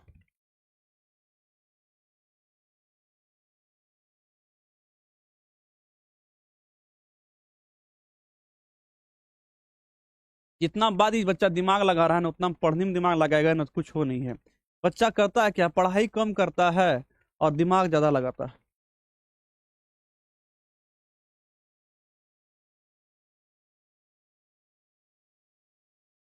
हम्म, आइए अगला प्रश्न की चलते हैं। अच्छा तीव्रता, ठीक है, लगाओ तुम तीव्रता, हमको पता है कहाँ तीव्रता बोला, क्वेश्चन में याद किया है। ठीक है, कहता है कि यदि किसी धातु का सतह कार्यफलन कितना हमें दिया गया है? वर्क फंक्शन हमें दिया गया है। हमें कार्यफलन दिया गया है प्यारे बच्चों कितना? मतलब कि 2.8, है ना? 2.8 इलेक्ट्रॉन वोल्ट। हमको देहली तरंग दैर्ध्य हमसे पूछा जा रहा है। देखो जब भी कभी आपको देहली तरंग दैर्ध्य निकालना होता है, इसके लिए आपको क्या करना होगा? मतलब कि आप इसे लिख सकते हैं लैम्डा बराबर एच सी, है ना?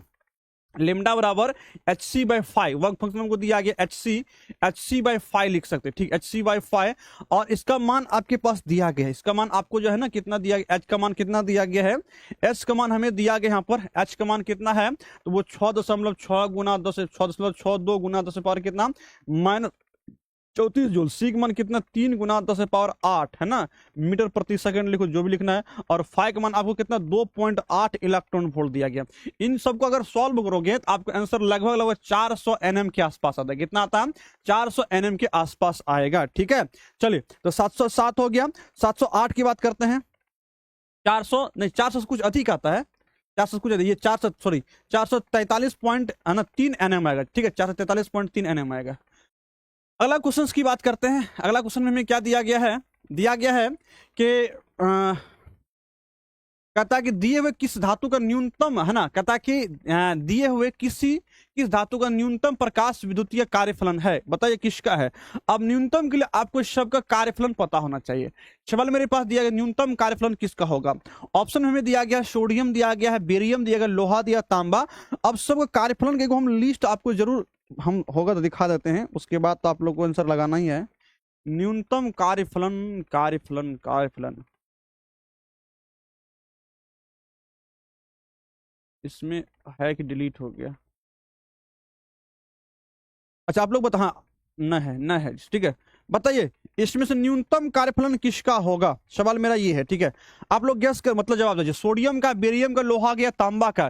तो एक लिस्ट हम आपको पहले दिए थे और लिस्ट के बाद जो है आप सिंपल सा कह सकते हैं गुरुजी, जो बेरियम, लोहा और तांबा है इसमें कार्यफलन जो है इस सब में से क्या है, सोडियम का कार्यफलन कम है। क्या है, सोडियम का कार्यफलन कम है। तो हम कहते हैं कि सोडियम का कार्यफलन क्या है, कम होगा।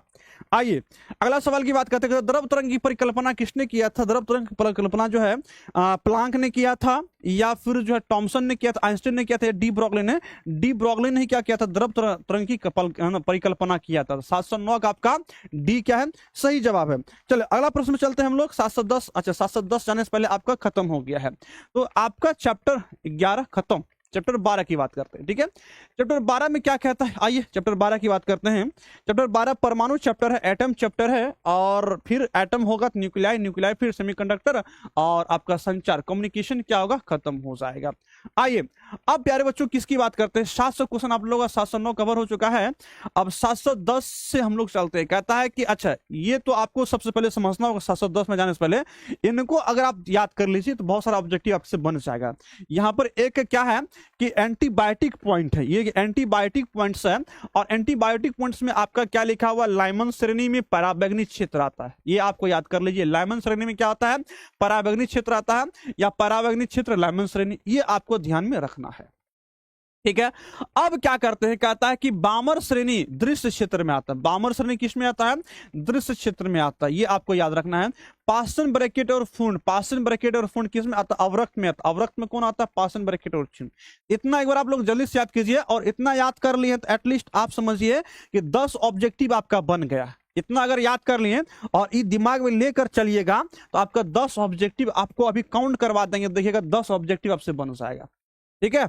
10 ऑब्जेक्टिव इनसे आपका क्या होगा, बन जाएगा। लाइमन श्रेणी में पराबैंगनी होगा, याद कर लीजिए, याद हो गया, लाइमन में पराबैंगनी। बामर में दृश्य, बामर में क्या होगा, दृश्य। हम बताए थे बामर में दृश्य, आपको एक ट्रिक बताए थे, जैसे कि बामर मतलब क्या है, दिया होता है ना, दिया का जो है ना बत्ती को बामर कहा जाता है, ठीक है। और जब जलता है तो फिर रोशनी देता है, तो मतलब दिखता है, तो मतलब दृश्य, बामर में दृश्य होगा। उसके बाद जो है पासन ब्रैकेट और फुंड में क्या होता है गुरुजी, पासन ब्रैकेट फुंड में अवरक्त होता है, ठीक है। अवरक्त में कितने आते हैं, पासन ब्रैकेट और फुंड आता है, ठीक है।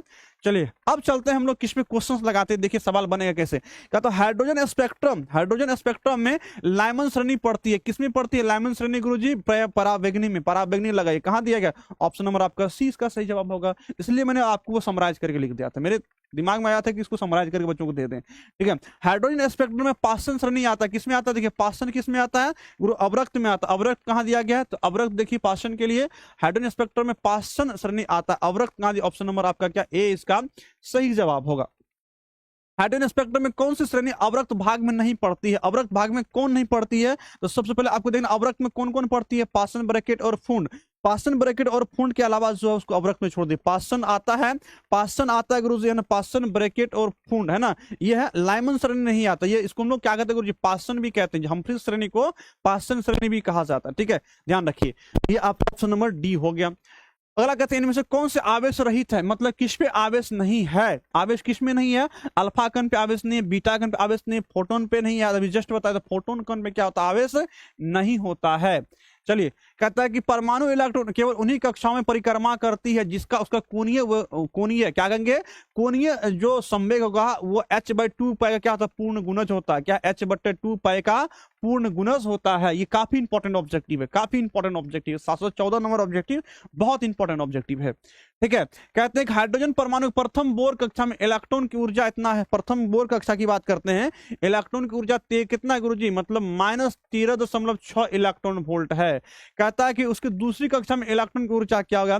जब भी आप किसी कक्षा इलेक्ट्रॉन की ऊर्जा निकालना तो फॉर्मूला क्या लगाना आपको, ई एन बराबर क्या होता है गुरुजी, -13.6 बटे क्या होता है, n² होता है।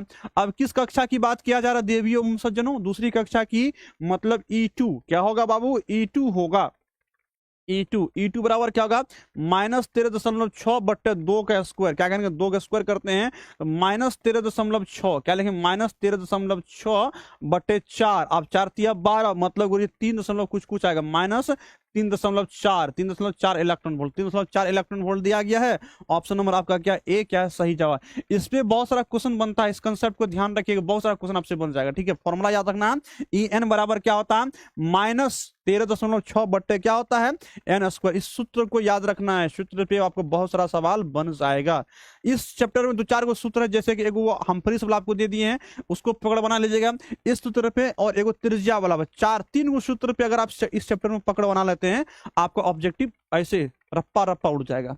अगला प्रश्न की बात करते हैं। अगला प्रश्न हम लोग को दिया गया है, कहता है कि हाइड्रोजन परमाणु की भूतल अवस्था में इतना दिया गया, n बराबर 3 ऊर्जा स्तर आपको निकालना है। ग्राउंड स्टेट में आपको इतना दिया गया, E3 निकालिए। E3 बराबर क्या गुरुजी, -13.6 बट्टे क्या करेंगे 3 के स्क्वायर, और 3 के स्क्वायर करेंगे कितना होगा 9, -13.6 क्या कहेंगे -13.6 बट्टे 9 करते हैं, मतलब 1 पॉइंट कुछ कुछ आएगा, 1.55 है ना, -1.15 आएगा। ठीक है, आपको देखिए -1.15 मतलब 5 इलेक्ट्रॉन वोल्ट दिया गया। ऑप्शन नंबर का है, ऑप्शन नंबर आपका ए इसका सही जवाब है। तो हम बोले थे सूत्र पे पकड़ बनाइए, बहुत सारा क्वेश्चन आपसे बन जाएगा। कुछ दे दे मतलब कक्षा के दे देता आप निकाल लीजिएगा। ठीक है, आइए अब किसकी बात करते, कहते परमाणु होते हैं, परमाणु क्या होते हैं, धनावेशित होते हैं, ऋणावेशित होते हैं, या गुरुजी अनावेशित होता है। परमाणु अनावेशित होता है, उसमें ना धनावेशित और ना अनावेशित होता है। कहते हैं हाइड्रोजन स्पेक्ट्रम के दृश्य क्षेत्र अध्ययन सर्वप्रथम किसने किया था, दृश्य क्षेत्र का अध्ययन सबसे पहले बामर व्यक्ति ने किया था। किसने किया था, बामर ने किया था। ठीक है, क्योंकि इसको ना मतलब डिबिया था, और डिबिया से इन्होंने बामर से देख लिया था दृश्य क्षेत्र, सबसे पहले इसके पास इन्होंने देखा, क्योंकि बामर के पास क्या था, डिबिया था। ठीक है, यूनिफाइड परमाणु द्रव्यमान मात्रा AMU या AU को बराबर क्या होता है, एक मतलब AMU बराबर कितना होता है, 1.66 गुना 10 कितना -27 kg, कितना होता है -27 kg होता है यूनिफाइड। ठीक है, अगर ग्राम में दिया रहेगा तो -24 ग्राम, ग्राम में रहेगा तो गुरुजी कितना, उसमें घटा आपको जोड़ना 3 है ना, और 27 में 3 जोड़ो 24 ग्राम हो जाएगा। कहता है कि हाइड्रोजन परमाणु की बोर है ना, बोर की निम्नतम कक्षा की त्रिज्या n है, बोर की दूसरी कक्षा की त्रिज्या आपको निकालना है। इसमें जो अभी सूत्र आपको लिख रहे हैं, किसी भी कक्षा का त्रिज्या आपको निकालना है, Rn बराबर क्या होता है गुरु, Rn बराबर सूत्र होता है Rn बराबर n के स्क्वायर, क्या कहते हैं n के स्क्वायर इंटू r। इस सूत्र में बहुत सारा ऑब्जेक्टिव बन जाएगा, ध्यान रखना है। अब कहता है दूसरी कक्षा का मतलब R2 लिखिए, यहाँ पर 2 का स्क्वायर दीजिए, और यहाँ पर क्या लिखिए r लिखिए। अब देखिए R2 बराबर आपको क्या मिलेगा, 2 2 जा 4, 4 इंटू r मतलब 4r, क्या होगा 4r। इस पे ऑप्शन नंबर आपका क्या होगा, डी सही जवाब होगा। ठीक है, ये फॉर्मूला भी आपको याद रखना है, काफी इंपॉर्टेंट है। ठीक है, आइए अगला प्रश्न की बात करते हैं। कहता है परमाणु की संरचना का ज्ञान प्राप्त करने के लिए किए गए प्रयोग अल्फा कण में कौन से संबंध की उपयोग किया जाता है। मतलब परमाणु की संरचना का ज्ञान प्राप्त करने के लिए किए गए प्रयोग में अल्फा कणों से संबंधित किस घटना का उपयोग किया गया था। प्रावर्तन का, अपवर्तन का, विवर्तन, प्रकीर्णन का अध्ययन किया गया था। अल्फा कण का प्रकीर्णन आप जानबे करते हैं। ठीक है, कहता है ना परमाणु कक्षा में इलेक्ट्रॉन के निम्नलिखित में किस बल के कारण होता है। इलेक्ट्रॉन जो नाभिकीय बल के कारण होता है, गुरुत्वाकर्षण या कूलाम बल। गुरुजी कूलाम बल के कारण क्या होता है, इलेक्ट्रॉन जो चक्कर काटते रहता है, इसको स्थिर वैद्युत बल के नाम से भी हम लोग जानते हैं। इसे क्या कहते हैं, स्थिर वैद्युत बल के नाम से भी हम लोग इसे जानते हैं। कहता है रदरफोर्ड की प्रकीर्णन व प्रयोग से निम्नलिखित में किसका अस्तित्व को सिद्ध हुआ क्या। कहता है ऋणावेशित कण का या धनावेशित कण का, या नाभिक में न्यूट्रॉन का, या फिर परमाणु के धनावेश का संविभाजन है ना, धनावेशित नाभिक का है ना। रदरफोर्ड ने क्या किया था, धनावेशित नाभिक को सिद्ध किया था, इसका अस्तित्व को आपके सामने लाया था। आइए, कहता है कि पतली पतली पतली पत्ती द्वारा अल्फा कणों के प्रकीर्णन में, अल्फा कण के प्रकीर्णन में रदरफोर्ड के प्रयोग में नाभिक के निकटतम अल्फा कण जो आते हैं तो वो क्या होता है, बहुत ज्यादा भाग जाता, बहुत ज्यादा दूर क्या होता, भाग जाता था। इधर सीधे चले जाते हैं या थोड़ा सा विक्षेपित होते हैं, बहुत अधिक विक्षेपित होता है, क्या होता है, बहुत अधिक विक्षेपित होता है। अरे देवा यही तो कुछ गड़बड़ है, यहीं से कहा कि अरे यही तो कुछ गड़बड़ है। ठीक है, आइए अगला प्रश्न की बात करते हैं। कहता है हाइड्रोजन परमाणु में प्रथम कक्षा के इलेक्ट्रॉन की चाल, प्रथम कक्षा में इलेक्ट्रॉन की चाल होती है प्रकाश की चाल के अनुपात को हम लोग क्या कहते हैं, सूक्ष्म संरचना नियतांक, क्या कहते हैं, सूक्ष्म संरचना नियतांक कहते हैं। और सूक्ष्म संरचना नियतांक का मान कितना होता है गुरु, सूक्ष्म संरचना नियतांक का मान होता है 1/137, क्या होता है, 1/137 होता है। ठीक है, 1 क्या होता है, 137 होता है। कहता है हाइड्रोजन परमाणु की बोर कक्षा में इलेक्ट्रॉन की गतिज ऊर्जा और परमाणु की जो स्थितिज ऊर्जा का अनुपात क्या होता है, गतिज ऊर्जा और स्थितिज ऊर्जा क्या होता है, इनकी बात करते हैं। जो गतिज ऊर्जा होता है वो क्या, स्थितिज ऊर्जा गुरुजी क्या होता है, हम कहते हैं -2u होता है। ठीक है, इसका अनुपात निकालते हैं तो k बट्टे क्या कहते हैं गुरुजी, k बट्टे u का अनुपात निकालते हैं तो हम क्या कहेंगे, मतलब -1/2, क्या होगा, -1/2। ध्यान रखना क्या होगा, -1/2 होगा। गतिज ऊर्जा k बट्टे यू की अगर बात करते हैं तो ये क्या होता है गुरुजी, -1/2 होता है, -1/2 दिया गया। ऑप्शन नंबर आपका सी क्या होगा, सही जवाब होगा। ठीक है जी, आइए अगला सवाल कहता है हाइड्रोजन स्पेक्ट्रम में कौन सी श्रेणी दृश्य भाग में पड़ती है, बताइए कौन सी श्रेणी जो है दृश्य भाग में पड़ती है, दृश्य भाग में कौन पड़ती है। तो हमने बताया था ना, बामर ने देखा, बामर के पास क्या था, दृश्य था, बामर के पास क्या था, दृश्य था, इसका मतलब वो देख लिया। कहता है लाइमन है, बामर है, दृश्य भाग में बामर श्रेणी आता है, कौन आता है, कितना बन गया बता, इसलिए आपको बोले थे याद कर लेंगे एंटीबायोटिक पॉइंट, इसलिए एंटीबायोटिक पॉइंट आप याद रखिए तो आराम से आपको बन जाएगा। कहता है हाइड्रोजन स्पेक्ट्रम में कौन सी श्रेणी पराबैंगनी भाग अल्ट्रावायलेट में पड़ती है, पराबैंगनी में कौन बनता है और पराबैंगनी में कौन कौन आता है, एक बार देख लीजिए जरा सा। आइए आपको नजर से नजर मिलवा के दिखाते हैं, पराबैंगनी में कौन कौन आता है, कहाँ गया जी, हाँ यहाँ पराबैंगनी में कौन कौन आता है गुरुजी, पराबैंगनी में आता है लाइमन, क्या आता है, लाइमन आता है। तो लाइमन को देख लीजिए अपने मन से एक बार, लाइमन के बार मन से देख लीजिए तो पराबैंगनी आप बना देंगे। लाइमन को मन से देखिए तो क्या होगा, पराबैंगनी आपका बन जाएगा। कहाँ भागे, हाँ यहीं पे। कहता है हाइड्रोजन स्पेक्ट्रम कौन सी श्रेणी जो है पराबैंगनी में आता है, लाइमन आता है, कहाँ दिया लाइमन, ऑप्शन नंबर आपका क्या है, ऑप्शन नंबर आपका ए सही जवाब है। ठीक है जी, आइए कहता है कि हाइड्रोजन, हाइड्रोजन परमाणु के, ध्यान रखना ये आपको कैलकुलेट नहीं करिए, इसको कैलकुलेट करिएगा तो आपको ऐसे मतलब, हालांकि कैलकुलेट कर भी सकते हैं। 12.1 इलेक्ट्रॉन वोल्ट ऊर्जा का जो है ना, ये होता है मतलब कि तीसरी कक्षा में आता है, किसमें आता है, तीसरी, आपको ऐसे याद ही कर ली। ठीक है, बाकी इसको आप प्रूव कर सकते हैं लेकिन प्रूव करने के लिए नहीं, ये सबको अलग अलग निकालना पड़ता है। गुरु तीसरी मतलब थर्ड, क्या होगा, थर्ड होता है। ठीक है, कहता है कि फोटोन आपतित होती है तो हाइड्रोजन परमाणु में किस कक्षा के इलेक्ट्रॉन के संक्रमण होगा, मतलब अगर इतना हमको दिया गया तो आपको अगर तीसरा का निकालेंगे, तीसरा का अगर निकालेंगे, E3 का निकालेंगे, E3 का मान आपको जो है निकल के आएगा तो वो संक्रमण कितना होगा, वो 12.1 इलेक्ट्रॉन वोल्ट आता है, कितना आता है, 1 इलेक्ट्रॉन, मतलब थर्ड में क्या होगा, थर्ड में इसका क्या होगा, सही जवाब होगा। आइए अगला सवाल कहते हैं हाइड्रोजन परमाणु के प्रथम बोर कक्षा में इलेक्ट्रॉन की ऊर्जा हमें दिया गया कितना, 13.6 इलेक्ट्रॉन वोल्ट दिया गया है। कहता है उसकी दूसरी कक्षा में इलेक्ट्रॉन की ऊर्जा क्या होगी, उसकी दूसरी कक्षा में इलेक्ट्रॉन की ऊर्जा क्या होगी। ध्यान रखना यहाँ पर हमको आना, हमें प्रथम हाइड्रोजन परमाणु के प्रथम बोर कक्षा में इलेक्ट्रॉन की ऊर्जा जो है वो हमें कितना दिया गया, हमें 13.6 इलेक्ट्रॉन, मुझे लगता है क्वेश्चन में -13.6 होता है ना। खैर देखते हैं, अब सवाल बनाते हैं। मेरे पास क्या कहता है, कहता है कि दूसरी कक्षा हमको निकालना है, मतलब E2 का मान निकालना। ठीक है, E2 का हमको मान निकालना, E2 का मान निकालने के लिए क्या करेंगे गुरु, हम लोग जानते हैं -13.6, ध्यान रखना, बट्टे क्या होता है, बट्टे मतलब 2 का स्क्वायर मतलब 4। ठीक है, 13.6 बट्टे हम क्या करते हैं 4 लिखते, 4 तिया 12, मतलब 1 दशमलव कितना होगा, 4 तिया 12, 3 दशमलव है ना, -3.4 इलेक्ट्रॉन वोल्ट। अच्छा अब देखिए यहाँ पर हमें -3.4 इलेक्ट्रॉन वोल्ट को लगाना, ठीक है।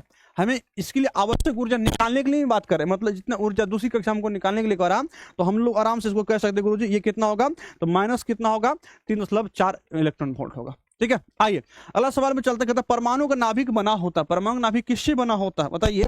परमाणु का नाभिक बना होता है प्रोटॉन से बना होता है, या प्रोटॉन और न्यूट्रॉन से, अल्फा कण से, या है ना गुरुजी न्यूट्रॉन से। परमाणु के नाभिक में क्या होता है, प्रोटॉन और न्यूट्रॉन होता है, P+N होता है। नाभिक में क्या होता है, P+N होता है, ये है नाभिक। और इसके अंदर बैठा दीजिए प्रोटॉन और न्यूट्रॉन को, P+N। इलेक्ट्रॉन क्या है, आवारा है, क्या है, आवारा है, खाली बर्थडे विश करता है। क्या करता है, खाली बर्थडे विश करता है। ठीक है, खाली बर्थडे विश करता है। ये क्या करता है गुरुजी, चक्कर लगाता है, बर्थडे विश नहीं करता, फालतू टाइम इसके पास नहीं है। इसके पास फालतू टाइम नहीं है कि कोई महिला मित्र मिल गया उसको बर्थडे विश करना शुरू कर दिया।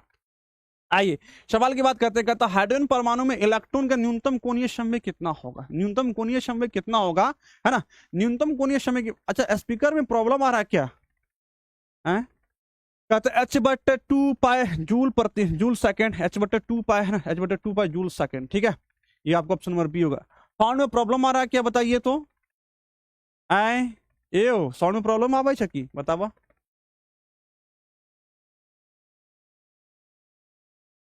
सर पॉल भी कर दी कभी कभी,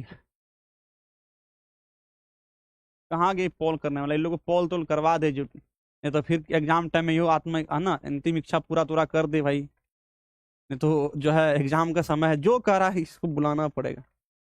कहता पॉल कभी कभी करवा दीजिए एग्जाम का समय है ना, तो फिर अंतिम इच्छा समय पूरी न करेगा ना, पॉल ने करवा इसलिए मेरा नंबर नहीं आया, ये हो एक बहाना खो सकता है ना।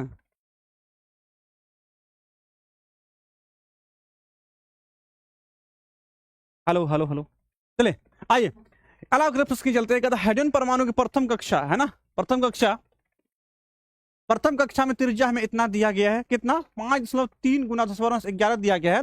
हमको दूसरी कक्षा में त्रिज्या निकालना है। प्यारे बच्चों दूसरी कक्षा में हमको तैयार ना, ठीक है, दूसरी कक्षा में त्रिज्या अगर हमको निकालना है तो हम लोग कैसे निकालेंगे गुरुजी, है ना, दूसरी कक्षा में त्रिज्या जब भी निकालेंगे तो R2 का मान हमको निकालना है, मतलब R2 हमने फॉर्मूला भी क्या दिखाया था आपको, हमने दिखाया था R2 RN बराबर हमने क्या दिखाया, एन स्क्वायर, क्या कहेंगे एन स्क्वायर इंटू क्या हमने आर दिखाया। अब देखिए मेरे पास सवाल क्या है, मेरे पास सवाल है R2, मतलब दूसरी कक्षा की बात करते हैं, दूसरी कक्षा की बात करते हैं, मतलब 2 का स्क्वायर क्या करते हैं, 2 का स्क्वायर करते हैं, ठीक है, और यहाँ पर आर करते हैं।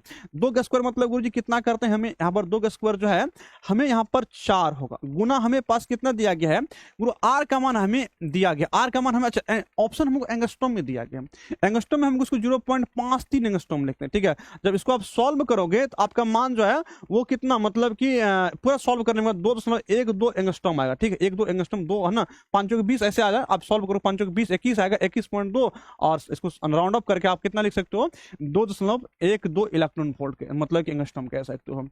आइए सवाल है हाइड्रोजन परमाणु की तीसरी बोर कक्षा की त्रिज्या क्या होगी, हमें तीसरी के पूछा जा रहा है ना, तो तीसरी में भी एंगस्ट्रॉम दिया गया है, तो R3 निकालिए, यहाँ पर R3 लिखिए, है ना, R3 लिखिए, और R3 बराबर क्या होगा, मतलब 3 के स्क्वायर करिए और यहाँ पर R कीजिए, और इसका मान कितना R3 बराबर कितना गुरुजी, हमको 3-3-9 होगा, गुना कितना 9 को फिर गुना करिए किससे 0.53 एंगस्ट्रॉम से कर दीजिए, ठीक है।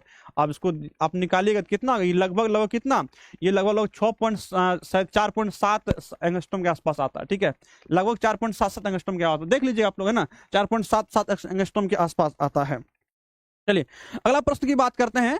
कहता है कि रदरफोर्ड परमाणु मॉडल के अनुसार परमाणु लगभग कुल द्रव्यमान और कुल धनावेश है ना, जिस केंद्रीय भाग में रहता है उसे क्या कहते हैं, बताओ पहले ये इसका जवाब दो। तो ये बहुत सिंपल सा जवाब है, एक प्रश्न ही यहाँ पर है, ये प्रश्न आपके प्रश्न यहाँ ये है कि रदरफोर्ड के परमाणु मॉडल के अनुसार परमाणु का लगभग कुल द्रव्यमान और कुल जो है धनावेश परमाणु के जिस केंद्रीय भाग में होता है उसे क्या कहते हैं, पहले इसका जवाब दो, उसे क्या कहते हैं, उसको क्या नाम, किस नाम से जाना जाता है, उसके बाद आप सवाल का जवाब दे पाएंगे, आपको सही जवाब मिलेगा, ठीक है। पहले बताइए कि उसे क्या कहा जाता है, बहुत अच्छा, वेरी गुड, है ना, अभिषेक बहुत अच्छा, है ना, अभिषेक बच्चा बहुत अच्छा, वेरी गुड, अभिषेक ने जवाब दिया गुरुजी, उसे क्या कहते हैं, हम उसे क्या कहते हैं, चले, है ना, ड्रीम रैंकर बहुत अच्छा, उसे हम लोग मुझे नाभिक कहते हैं, ठीक है।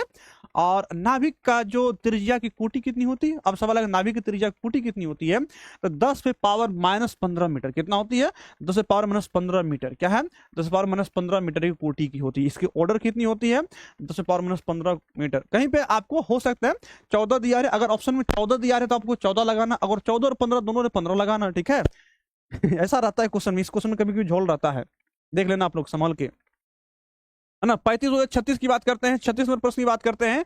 कहता है कि बोर की आवृत्ति की शर्तें क्या है, जो बोर की आवृत्ति की शर्तें वो क्या गुरु जी, है ना। कहता है E1 माइनस E2 बराबर 1/h न्यू है, या फिर E1 माइनस E2 बराबर 3/2 h न्यू है, E1 माइनस E2 बराबर 3 h न्यू है, E1 माइनस E2 बराबर h न्यू है। ये क्या है बोर की आवृत्ति की शर्तें हैं, या इसको आप कैसे EI माइनस EF भी लिख सकते हो, कहीं कहीं आपको इसे भी लिखा हुआ मिल सकता है EF माइनस, है ना, सॉरी EI मतलब इनिशियल माइनस क्या गुरु जी EF बराबर क्या होता है, हम कहते हैं HNU। ये आपको इस प्रकार से भी लिखा हुआ मिल सकता है, ध्यान रखना संभल के, है ना, संभल के चलिए भैया, एग्जाम के डगरवा, है ना, बढ़िया से संभल को मार्कशीट भरना है, बता रहे नहीं तो हड़बड़ मार देना, कहना कि बना इसमें भी जो है ना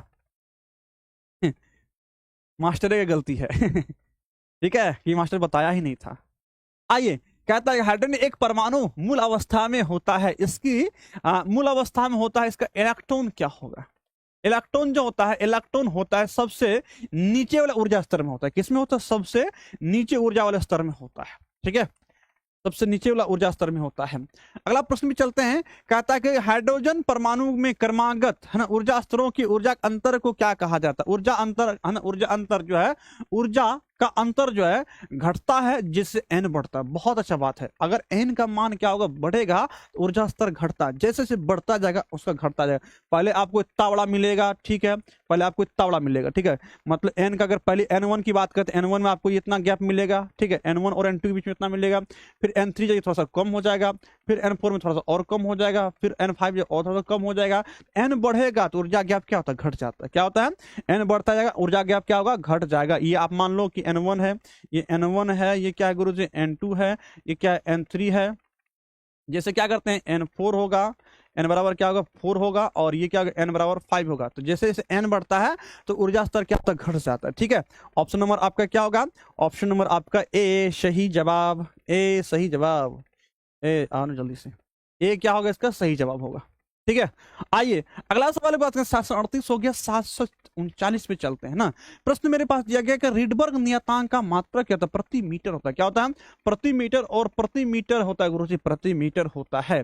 आइए अगला प्रश्न की बात करते हैं। अगला प्रश्न मेरे पास दिया गया है, कहता है कि किसी परमाणु का आयतन तथा नाभिक का घनत्व हमें दिया गया। आयतन तथा नाभिक के आना, किसी परमाणु का आयतन, ओ हो, परमाणु का आयतन तथा नाभिक के आयतन की निष्पत्तियां की कोटि होती है, इसके अनुपात कितनी होती है? निष्पत्तियां मतलब उसकी अनुपात कितनी होगी, ये हमको बताना है। तो बहुत प्यारा प्रश्न मेरे पास प्यारे बच्चों है।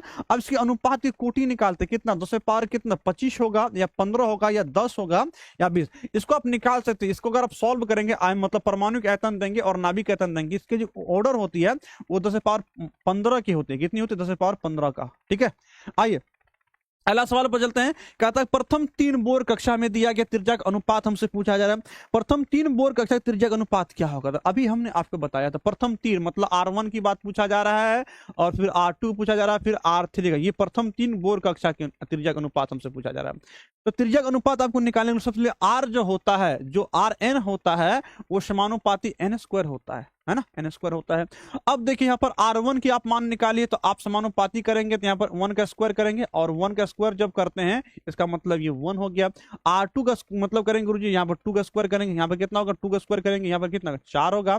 और R3 करते हैं तो R3 मतलब 3 का स्क्वायर करते हैं, और जब 3 का स्क्वायर करेंगे कितना? 9 होगा। तो 1:4:1 कितना आया? 1:4:1। ऑप्शन नंबर आपका क्या है? सी इसका सही जवाब, 1:4:1 होगा। ठीक है, आइए अगला प्रश्न की बात करते हैं। कहता है हाइड्रोजन परमाणु में आर त्रिज्या, हाइड्रोजन परमाणु में आर त्रिज्या की कक्षा में इलेक्ट्रॉनिक गतिज ऊर्जा क्या होती है? 1/2 एप्सिलॉन नॉट E²/2R होती है। क्या होता है? E²/2R। या कभी कभी ये प्रश्न आपको इस प्रकार से भी मिल सकता है, को कैसे? ऐसे मतलब कि 1/2 इसको गुना कर दो, 4 दूनी 8 हो जाता है। ठीक है, कुछ जो नहीं है, मतलब 1/8 जो होता है, 1/8 पाई एप्सिलॉन नॉट, है ना। और यहाँ पर क्या था गुरु? E²/2R। क्या होता है? 2R। यहाँ ना कभी कभी इसको ऐसे भी लिख देगा, मतलब एक को ऐसे डायरेक्ट E² क्या लिखता? 4 pi epsilon not into R। ठीक है, तो यहाँ देखना, ये नहीं कहना कि इसमें भी मास्टर की गलती है, इतना आपके पास कॉमन सेंस होना चाहिए। अभी कुछ होता ना, कहता इसमें उसका ही गलती है, इसमें भी कहेगा मास्टर की गलती है। आइए अगला सवाल कहते हैं, कहते एक उत्तेजित हाइड्रोजन परमाणु को आयनित करने के लिए आवश्यक ऊर्जा हमको चाहिए। आवश्यक ऊर्जा हमको कितना चाहिए गुरु? कम से कम वो एक कक्षा से दूसरी कक्षा में जाएगा। जब दूसरी कक्षा में जाता है तो हमने अभी क्या देखा था? हमने आपको कम से कम हमको कितना चाहिए? हमको कम से कम कितना चाहिए हमको पता करना चाहिए। मतलब एक से क्या, एक E1 से क्या गुरुजी? E2 में जाएगा, और E2 में जाएगा तो मतलब E2 मान हमने कितना देखा था? हमने देखा था -3.6 बट्टे क्या मतलब 2 का स्क्वायर करिए, 2 का स्क्वायर करते हैं, ये आपका कितना? -13.6 बट्टे कितना? 4, और कट कितना? -13.4 इलेक्ट्रॉन वोल्ट। ये नेगेटिव में है। अगर कम से कम आपको इसको नहीं मिलेगा, इतना नहीं मिलेगा, तो फिर उत्तेजित नहीं होगा। तो कम से कम क्या कहेंगे? 3+ में हमको उत्तेजित करना है। आयनित मतलब आयनित ऊर्जा की हमको बात करना, तो मतलब प्लस कितना होगा? 3.4 इलेक्ट्रॉन वोल्ट, या उससे हमको क्या कम होना चाहिए, तभी क्या उत्तेजित होगा। ऑप्शन नंबर आपका क्या है? डी इसका सही जवाब है। ठीक है, कहता है कि परमाणु हाइड्रोजन परमाणु की द्वितीय कक्षा में इलेक्ट्रॉन की निकालने के लिए आवश्यक ऊर्जा हमें निकालना है। द्वितीय कक्षा हमको निकालना है। द्वितीय कक्षा में क्या E2 का मान हमको देखना है। अब E2 का मान मेरे पास कितना था, अभी हमने जस्ट निकाला, E2 बराबर हमने निकाला था -3.4 इलेक्ट्रॉन वोल्ट निकाला था, है ना, हमने इतना निकाला था। अब उसके लिए मतलब इतना हमें दिया गया, हाइड्रोजन परमाणु की इलेक्ट्रॉन से निकालने के लिए आवश्यक ऊर्जा चाहिए, मतलब ये जितना नेगेटिव उतना हमको कम से कम पॉजिटिव में देना पड़ेगा। तो हमको जी इसको हम लोग जो आवश्यक ऊर्जा देना पड़ेगा वो प्लस कितना हमको देना पड़ेगा, प्लस जो 3.4 इलेक्ट्रॉन वोल्ट देना पड़ेगा, ठीक है। तो प्लस 3.4 इलेक्ट्रॉन वोल्ट आपको कहाँ दिया गया, ऑप्शन नंबर आपका सी में दिया गया। तो 744 का ऑप्शन नंबर क्या कहेंगे गुरुजी, इसका सी क्या होगा, सही जवाब होगा। चलिए अगला प्रश्न में चलते हैं। कहता है कि हाइड्रोजन परमाणु की मूल अवस्था तथा तृतीय उत्तेजित अवस्था के बीच संक्रमण, मूल अवस्था से तृतीय उत्तेजित अवस्था के बीच में संक्रमण होने के लिए उत्सर्जन स्पेक्ट्रम की स्पेक्ट्रम रेखाओं की संख्या क्या होगी। स्पेक्ट्रम रेखाओं की संख्या अगर निकालना है तो आप n का मान कैसे निकाल सकते हो गुरुजी, n का मान हमको निकालना है तो हम लोग n इंटू क्या करेंगे, n into n minus one by क्या करते हैं 2 करते हैं। अब देखिए कहां से कहां हो रहा है गुरु, मतलब कि जो है मूल अवस्था से तृतीय अवस्था में जा रहा है, इसका मतलब स्मॉल n का मान 4 हो जाए, कितना हो जाएगा 4। तो आप इसको लिखिए 4 दीजिए, यहाँ पर 4 में से 1 घटाइए, 4 में से 1 घटाइए बट्टे 2 कीजिए, तो कितना गुरु 4 तिया 12, 12 बट्टे 2, 12 बट्टे 2 कितना होगा 6, कितना होगा 12 बट्टे 2 मतलब 6, 12 बट्टे 2 मतलब कितना होगा, अरे 12 बट्टे 2 लिखना है तो यहाँ पर 6 लिखना है, तो 12 बट्टे 2 मतलब 6, संख्या कितनी, रेखाओं की संख्या आपका जो है 6 हो जाएगा, ठीक है। आइए ये इस पे भी बहुत सवाल बनता है, फॉर्मूला हमने लिखा है, इस फॉर्मूला पे बहुत सवाल आपका इस प्रकार से बन जाता है, ठीक है। इस फॉर्मूला को भी आपको ध्यान में रखना है, इस फॉर्मूला को भी आपको क्या करना है, ध्यान में रखना है, ध्यान में रखना है। आइए अगला प्रश्न में चलते हैं।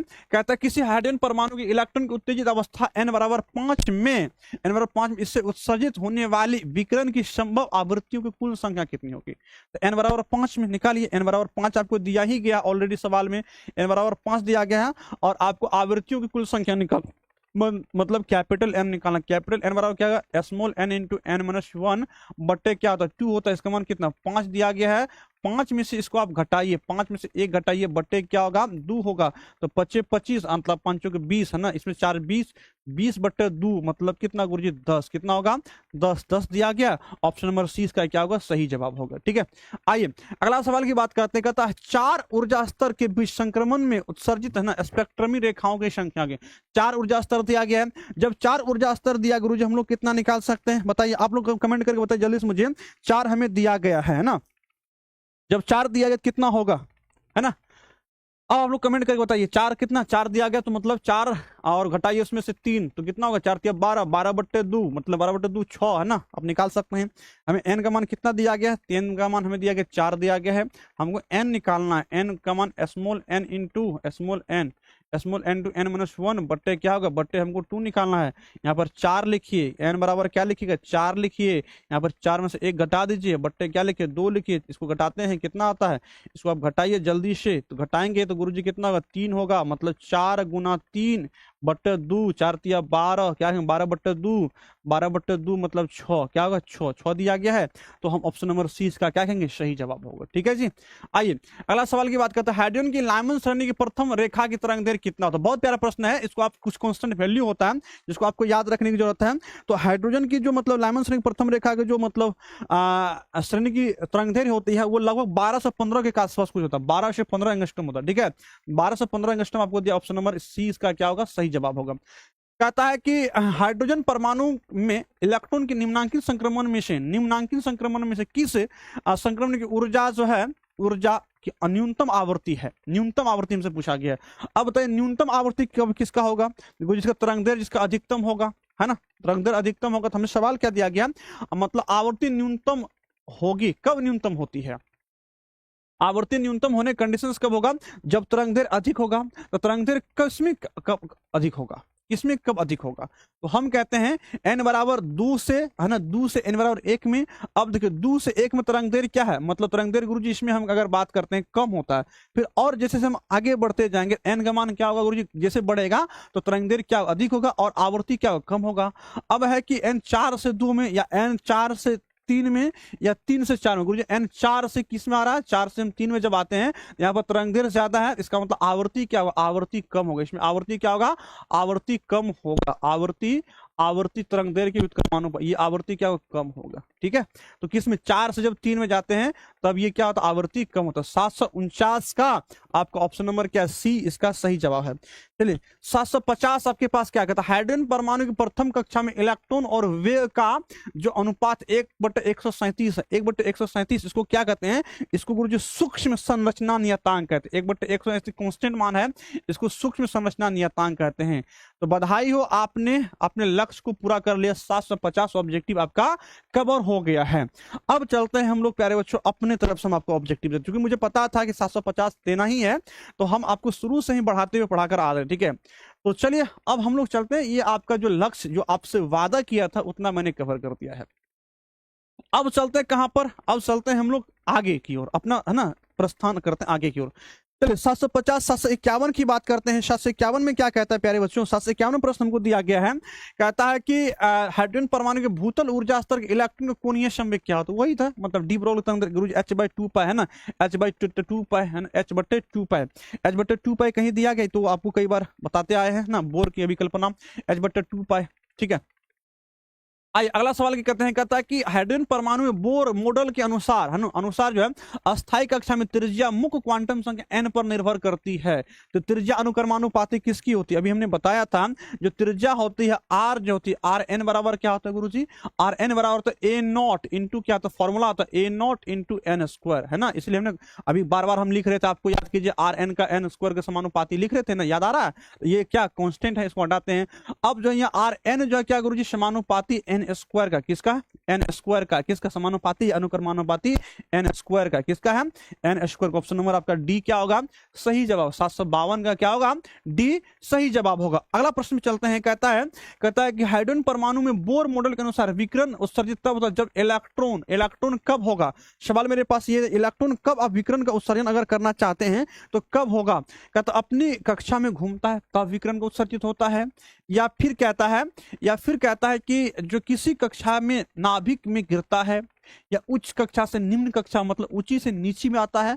यहां पर सवाल क्या है, हाइड्रोजन परमाणु बोर मॉडल के अनुसार विकिरण जो है कब उत्सर्जित होता है, तब उत्सर्जित होगा जब क्या होगा, ऊंची कक्षा से निम्न कक्षा में उत्सर्जित होता है, या गिरता है या जंप करता है या कूदता है, जो कहिए आप कहते हैं, जंप करता है कूदता है ना, तो विकिरण तभी उत्सर्जित होगा जब जंप करेगा कूदेगा, और ना या जो भी कहना कह दीजिए, ठीक है। आइए अगला प्रश्न में चलते हैं, 53 हो गए, 54 की बात करते हैं। कहता है हाइड्रोजन परमाणु में इलेक्ट्रॉन के निम्न संक्रमण में किसमें ऊर्जा अपवर्तन परिवर्तन अधिकतम होगी। अब किसमें ऊर्जा का परिवर्तन अधिकतम होगी, अभी हमने जस्ट बताया था, ऊर्जा का परिवर्तन अधिकतम की बात करते हैं तो हम मतलब ऊर्जा परिवर्तन जाना है तो जब कक्षा के अंतराल ज्यादा, एनर्जी गैप ज्यादा रहेगा। एनर्जी गैप ज्यादा किस में रहेगा, 1 और 2 के बीच में एनर्जी गैप ज्यादा रहता है। अब इस फिगर में देख सकते हैं, यहाँ पे फिगर में देखिए एनर्जी गैप जो है, अभी बनाए थे फिगर, कहाँ गया भाई, भाग गया, हाँ यहाँ पर एनर्जी गैप क्या है गुरुजी, एनर्जी गैप एन और 1 और 2 के बीच में ज्यादा है, बाकी और उसमें क्या कम है। हमसे पूछा रहा सबसे अधिक किस में होगा, जिसमें एनर्जी गैप ज्यादा होगा, ऊर्जा अंतराल ज्यादा होगा। आप इस फिगर से भी देख सकते हैं, यहाँ पे ऊर्जा अंतराल ज्यादा फिर कम होता है ना। तो हमसे सवाल क्या दिया गया है, कहता है हाइड्रोजन परमाणु में इलेक्ट्रॉन के निम्न संक्रमण, क्या कहते हैं, इलेक्ट्रॉन के निम्न संक्रमण किसमें ऊर्जा परिवर्तन अधिकतम होगा, जब एन का मान 2 से 1 में होगा, या 3 से 2 में होगा, या 4 से 3 होगा, या 5 से 4 होगा। गुरुजी जब 2 से 1 में होगा तो वहां पर ऊर्जा अंतराल ज्यादा है, इसका मतलब ऊर्जा अंतराल ज्यादा, इसका मतलब ऊर्जा परिवर्तन भी क्या होगा, ज्यादा होगा, ठीक है। आइए अगला प्रश्न की बात करते हैं, कहता है कि 6 इलेक्ट्रॉन वोल्ट ऊर्जा फोटोन है, हमें सवाल दिया गया 16 इलेक्ट्रॉन वोल्ट ऊर्जा का फोटोन हाइड्रोजन परमाणु की मूल ऊर्जा में आयनित करता है, तो परमाणु की बोर मतलब परमाणु से बाहर जाने इलेक्ट्रॉन की गतिज ऊर्जा हमको निकालना, इलेक्ट्रॉन की गतिज ऊर्जा हमको कितना निकालते हैं, इलेक्ट्रॉन की गतिज ऊर्जा अगर हमको निकालना है तो हम लोग कैसे निकाल सकते हैं, तो हम इसको निकाल सकते हैं, मेरे पास जो दिया गया है, मतलब गतिज ऊर्जा हमको के मैक्स निकालना, के मैक्स अगर हमको निकालना है गुरुजी, ई का मान ई माइनस क्या आता है, ई फोटोन, मतलब कह सकते हैं ई फोटोन हमें दिया गया है ना, कितना 6 इलेक्ट्रॉन वोल्ट दिया गया है, और माइनस हम लोग कहेंगे गुरुजी आयनित करता है, तो है ना 16 हमें दिया गया है, और परमाणु से बाहर निकले इलेक्ट्रॉन गतिज ऊर्जा हमको निकालना है। एक 16 इलेक्ट्रॉन वोल्ट वाले फोटोन हाइड्रोजन परमाणु की ऊर्जा हमें मूल ऊर्जा स्तर से आयनित करता, आयनित जब करेगा तो इसमें से घटाना पड़ेगा किसको, मतलब 16 में से हमको घटाना पड़ता है, माइनस करेंगे माइनस करते हैं तो हमें 16 दिया गया, माइनस माइनस कितना हमें दिया गया है 13.6, ठीक है 6 इलेक्ट्रॉन वोल्ट, तो 16 13, तो इसको अगर देखें तो 16 दिया गया मेरे पास, 16 13 6 3 9 और 2 2 1 मतलब कि 6, 29.6 दिया गया, ठीक है। ऑप्शन नंबर आपका क्या है 29 नंबर, आपका ऑप्शन नंबर ए इसका सही जवाब, ठीक है। ऑप्शन नंबर ए इसका क्या होगा, सही जवाब होगा। आइए अब किसकी बात करते हैं, हमें बात करते हैं, कहता है हाइड्रोजन परमाणु की आयनन ऊर्जा, हाइड्रोजन परमाणु की आयनन ऊर्जा कितनी होगी। आयनन ऊर्जा कितना होगा, 13.6 इलेक्ट्रॉन होगा, वोल्ट होगा, या प्लस 13.6 इलेक्ट्रॉन वोल्ट होगा। शून्य और अनंत की तो आप बातें मत छोड़ो, है ना। अब यहाँ पर दो हमें दिया, एक प्लस दिया गया, एक माइनस दिया गया है। जब प्लस और माइनस दिया गया, इसमें से कौन सा सही जवाब बताइए मेरे पास, है ना। मतलब कि अब आयनन ऊर्जा मतलब ऊर्जा, इलेक्ट्रॉन को निकालने के लिए जितनी ऊर्जा की जरूरत होती है, तो अगर इलेक्ट्रॉन की अगर प्रथम कक्षा की बात करते हैं, प्रथम कक्षा की ऊर्जा की बात करते हैं, इसमें क्या होता है गुरुजी, E1 की बात करते हैं तो, या ग्राउंड स्टेट की बात करते हैं तो -13 कितना 6 इलेक्ट्रॉन वोल्ट होता है। अब हमको निकालना है तो इसका मतलब इतना ऊर्जा हमको प्लस में देना पड़ेगा, इतना हमको क्या करना पड़ेगा, प्लस में देना पड़ेगा निकालने के लिए, क्या करने के लिए, निकालने के लिए, है ना। निकालने के लिए मतलब आयनन ऊर्जा मतलब प्लस 13.6 इलेक्ट्रॉन वोल्ट, कितना होगा, इलेक्ट्रॉन वोल्ट होगा, ठीक है। तो प्लस 13.6 इलेक्ट्रॉन वोल्ट दिया गया, ऑप्शन नंबर आपका बी क्या है, सही जवाब है, ठीक है। अगला प्रश्न चलते, कहता 6 इलेक्ट्रॉन वोल्ट वाले ऊर्जा का फोटोन ऊर्जा हमें दिया गया है, इसका फोटोन ऊर्जा हमसे पूछा जा रहा है, ये फोटोन ऊर्जा कितना होगा, है ना। अब फोटोन ऊर्जा की बात करते हैं तो कहता है कि स्पेक्ट्रम की किस भाग में पड़ेगा, स्पेक्ट्रम किस भाग में पड़ेगा, ये हमको जवाब देना है। अब जो हमको निकालना है तरंग, मतलब कि इसका निकालना स्पेक्ट्रम किस भाग में पड़ता है, तो हमको तरंग दैर्घ्य निकालना पड़ेगा। और तरंग दैर्घ्य निकालने के लिए हम लोग क्या करते हैं गुरुजी, तरंग दैर्घ्य निकालने के लिए हम लोग मतलब ऊर्जा निकालते हैं। ऊर्जा बराबर क्या होता है, ई का जो अगर मान निकालते हैं वो 1240 में आपको क्या करना, भाग देना किसके, उसके मतलब कि तरंग दैर्घ्य से और नैनोमीटर में, ठीक है। और 1240 में आपको कितना 6 दिया गया, इसको अगर आप देखेंगे तो ये लगभग कितना 1240 मतलब 6 दूनी 12 होगा, और इधर आपको कितना हो गया 6 दूनी 12, आप दीजिए लगभग आपके पास लगभग 200 के आसपास कुछ आता है, ठीक है। और ये आपका परावैंगनिक क्षेत्र में पड़ता है, ठीक है, ये परावैंगनिक क्षेत्र की में पड़ता है, कुछ जगह से परावैंगनिक क्षेत्र में आता है।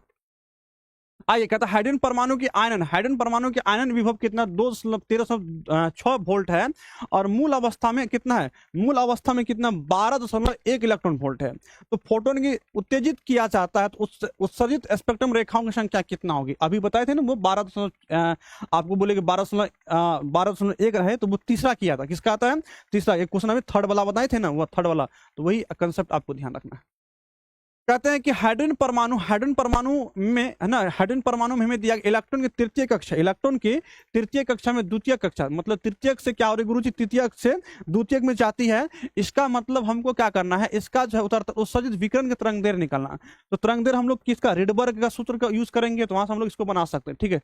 रिडबर्ग के सूत्र से, रिडबर्ग का सूत्र क्या कहता है गुरुजी, 1/λ इक्वल टू क्या होता है, 1/λ इक्वल टू हम लोग जानते हैं मतलब कि r इंटू 1/, क्या आते हैं गुरुजी, हम कहते हैं 1/n, है ना।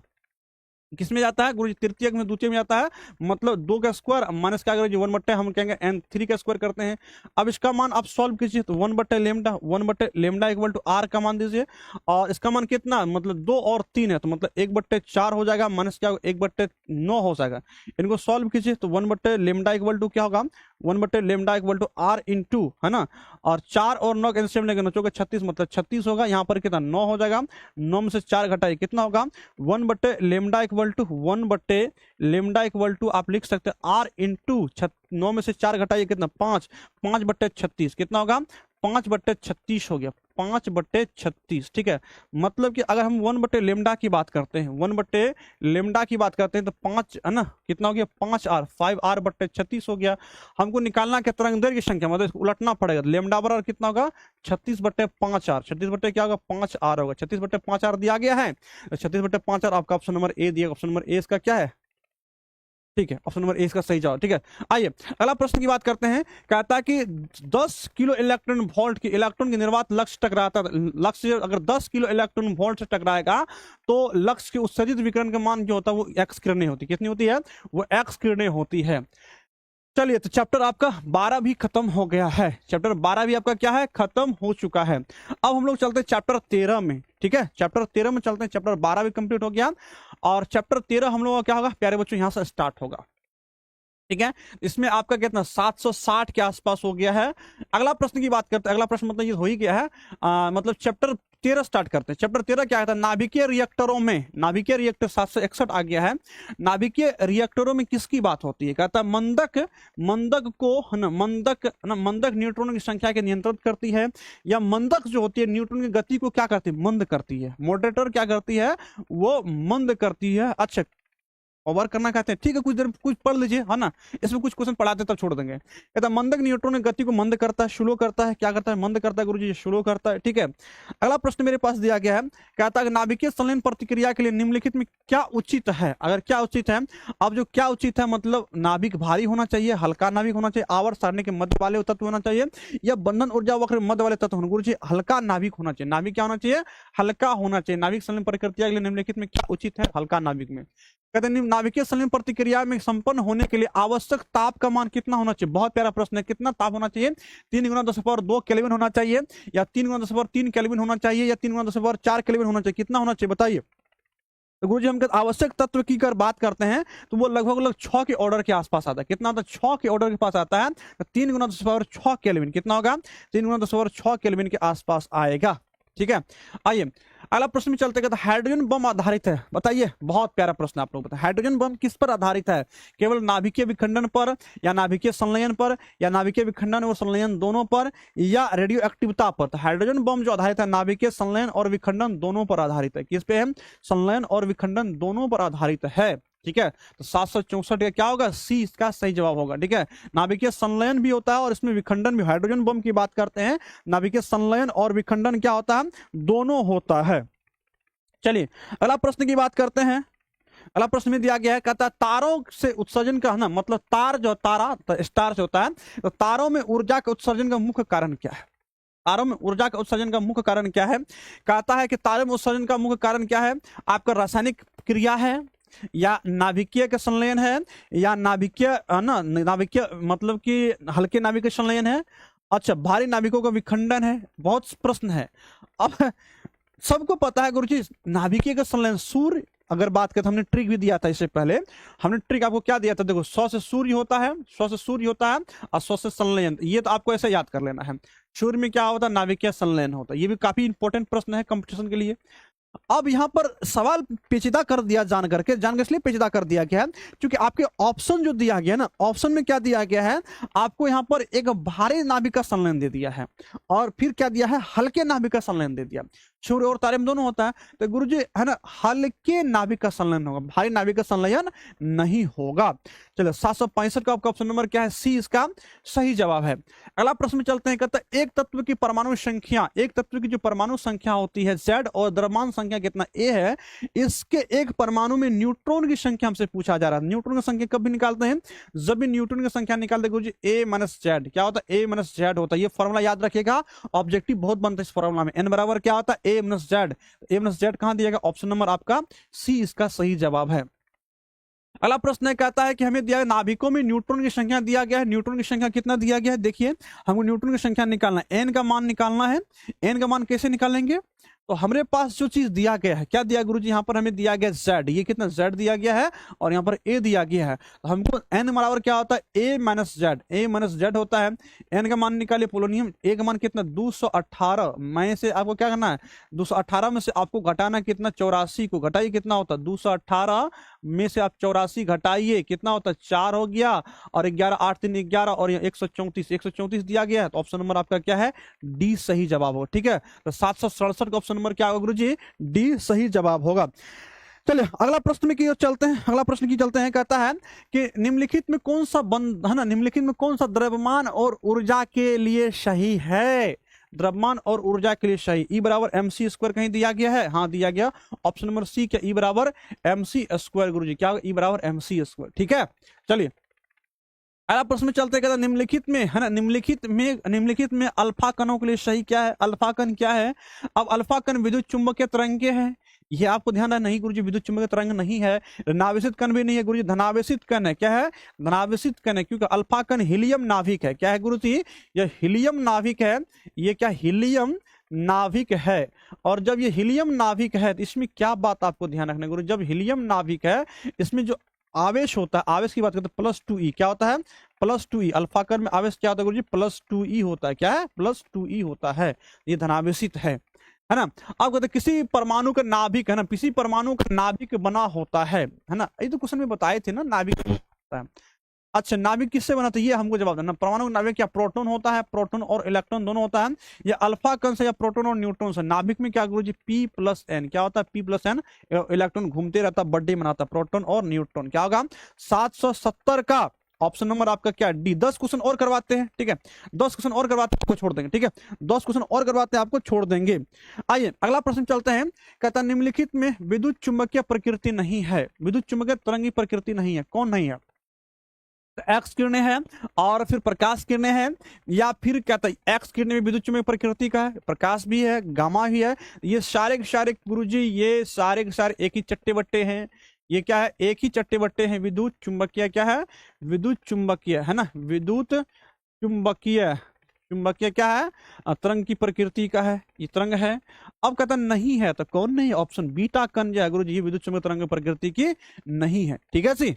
आइए अगला प्रश्न क्या कहते हैं, बीटा किरणें जो है क्या है, बीटा किरणें तेज से चलने वाले क्या है गुरुजी, तेज से चलने वाला है ना, कहता प्रोटॉन है, न्यूट्रॉन है, इलेक्ट्रॉन है, तो तेज से चलने वाला इलेक्ट्रॉन है, क्या है तेज से चलने वाला इलेक्ट्रॉन है।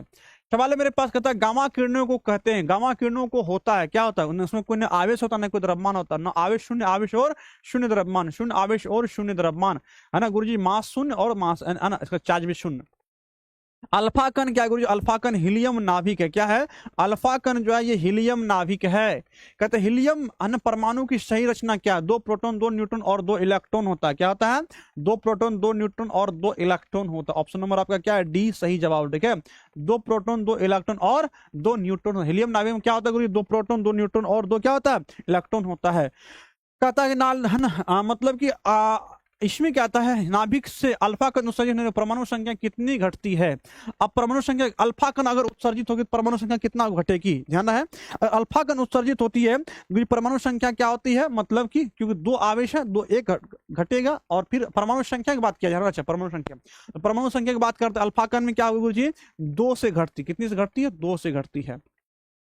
जब एक रेडियो एक्टिव परमाणु बीटा कण उत्सर्जित होता है तब क्या होता है उनका परमाणु भार कहता है कि बदलता है या नहीं बदलता है, या 2 से बदलता है नहीं। जब बीटा कण उत्सर्जित होगा तो परमाणु भार क्या होता है नहीं बदलता, क्या होता है कुछ नहीं होता गुरुजी, ऐसे रह जाता है।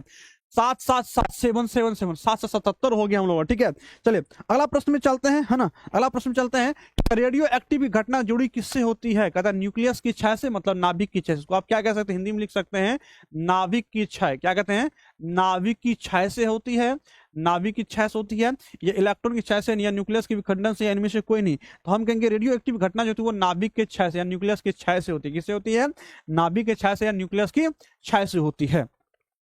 अगला प्रश्न कहता है बीटा किरणें का उच्च वेदन शक्ति के कारण क्या हो सकता है। बीटा किरणें उच्च वेदन शक्ति के कारण क्या है, उसका तरंग दैर्घ्य कम है, क्या है तरंग बीटा नहीं गामा, गामा गुरुजी तरंग दैर्घ्य कम है और आवृत्ति क्या है इसकी आवृत्ति अधिक है। आवृत्ति ध्यान रखना अधिक है, जो चैप्टर 4 है ना चैप्टर 8 में आपको पढ़ाया था आवृत्ति क्या है अधिक है, आवृत्ति अधिक है, ठीक है तरंग दैर्घ्य कम है और आवृत्ति अधिक है। चलिए निम्नलिखित में कौन सा मूल कण नहीं है, मूल कण कौन नहीं है प्रोटॉन न्यूट्रॉन अल्फा कण और इलेक्ट्रॉन। अल्फा कण जो है ये मूल कण नहीं है, ठीक है। तो चलिए आपको हम आज यहीं पर छोड़ते हैं है ना, यहीं पर छोड़ते हैं। अब एक क्लास और आपको देंगे, ठीक है क्योंकि एक क्लास और क्वेश्चन है छोड़ देते हैं। एक क्लास आपको और देंगे और उसमें आपका पूरा चैप्टर खत्म, मतलब कि बुक खत्म हो जाएगा, ठीक है बुक खत्म हो जाएगा। और आपको हम 5 क्वेश्चंस देते हैं, आपको आंसर लगाना कमेंट में, ठीक है। आपको हम 5 क्वेश्चन दिखाते हैं, इसका आप लोग जवाब दीजिएगा। 781 अल्फा कण बना होता है, इसका आप लोग जवाब दीजिएगा कमेंट में। फिर कहता है कि रेडियो एक्टिव समस्थानिक अर्ध आयु हमें 5 वर्ष दिया गया है, इसका है ना 15 वर्षों में क्षय होने वाले पदार्थ परमाणु अंश कितना होगा, कमेंट में जवाब दीजिएगा। और यूरेनियम के नाभिक के द्रव्यमान संख्या 235 है और परमाणु क्रमांक इतना है, तो वहां पर न्यूट्रॉन और इलेक्ट्रॉन की संख्या का मतलब क्रम होगा, क्रमशः आपको ध्यान रखना कौन कौन होगा, इस क्रम को एबीसी में कौन सही जवाब होगा कमेंट में लिखिएगा, ठीक है।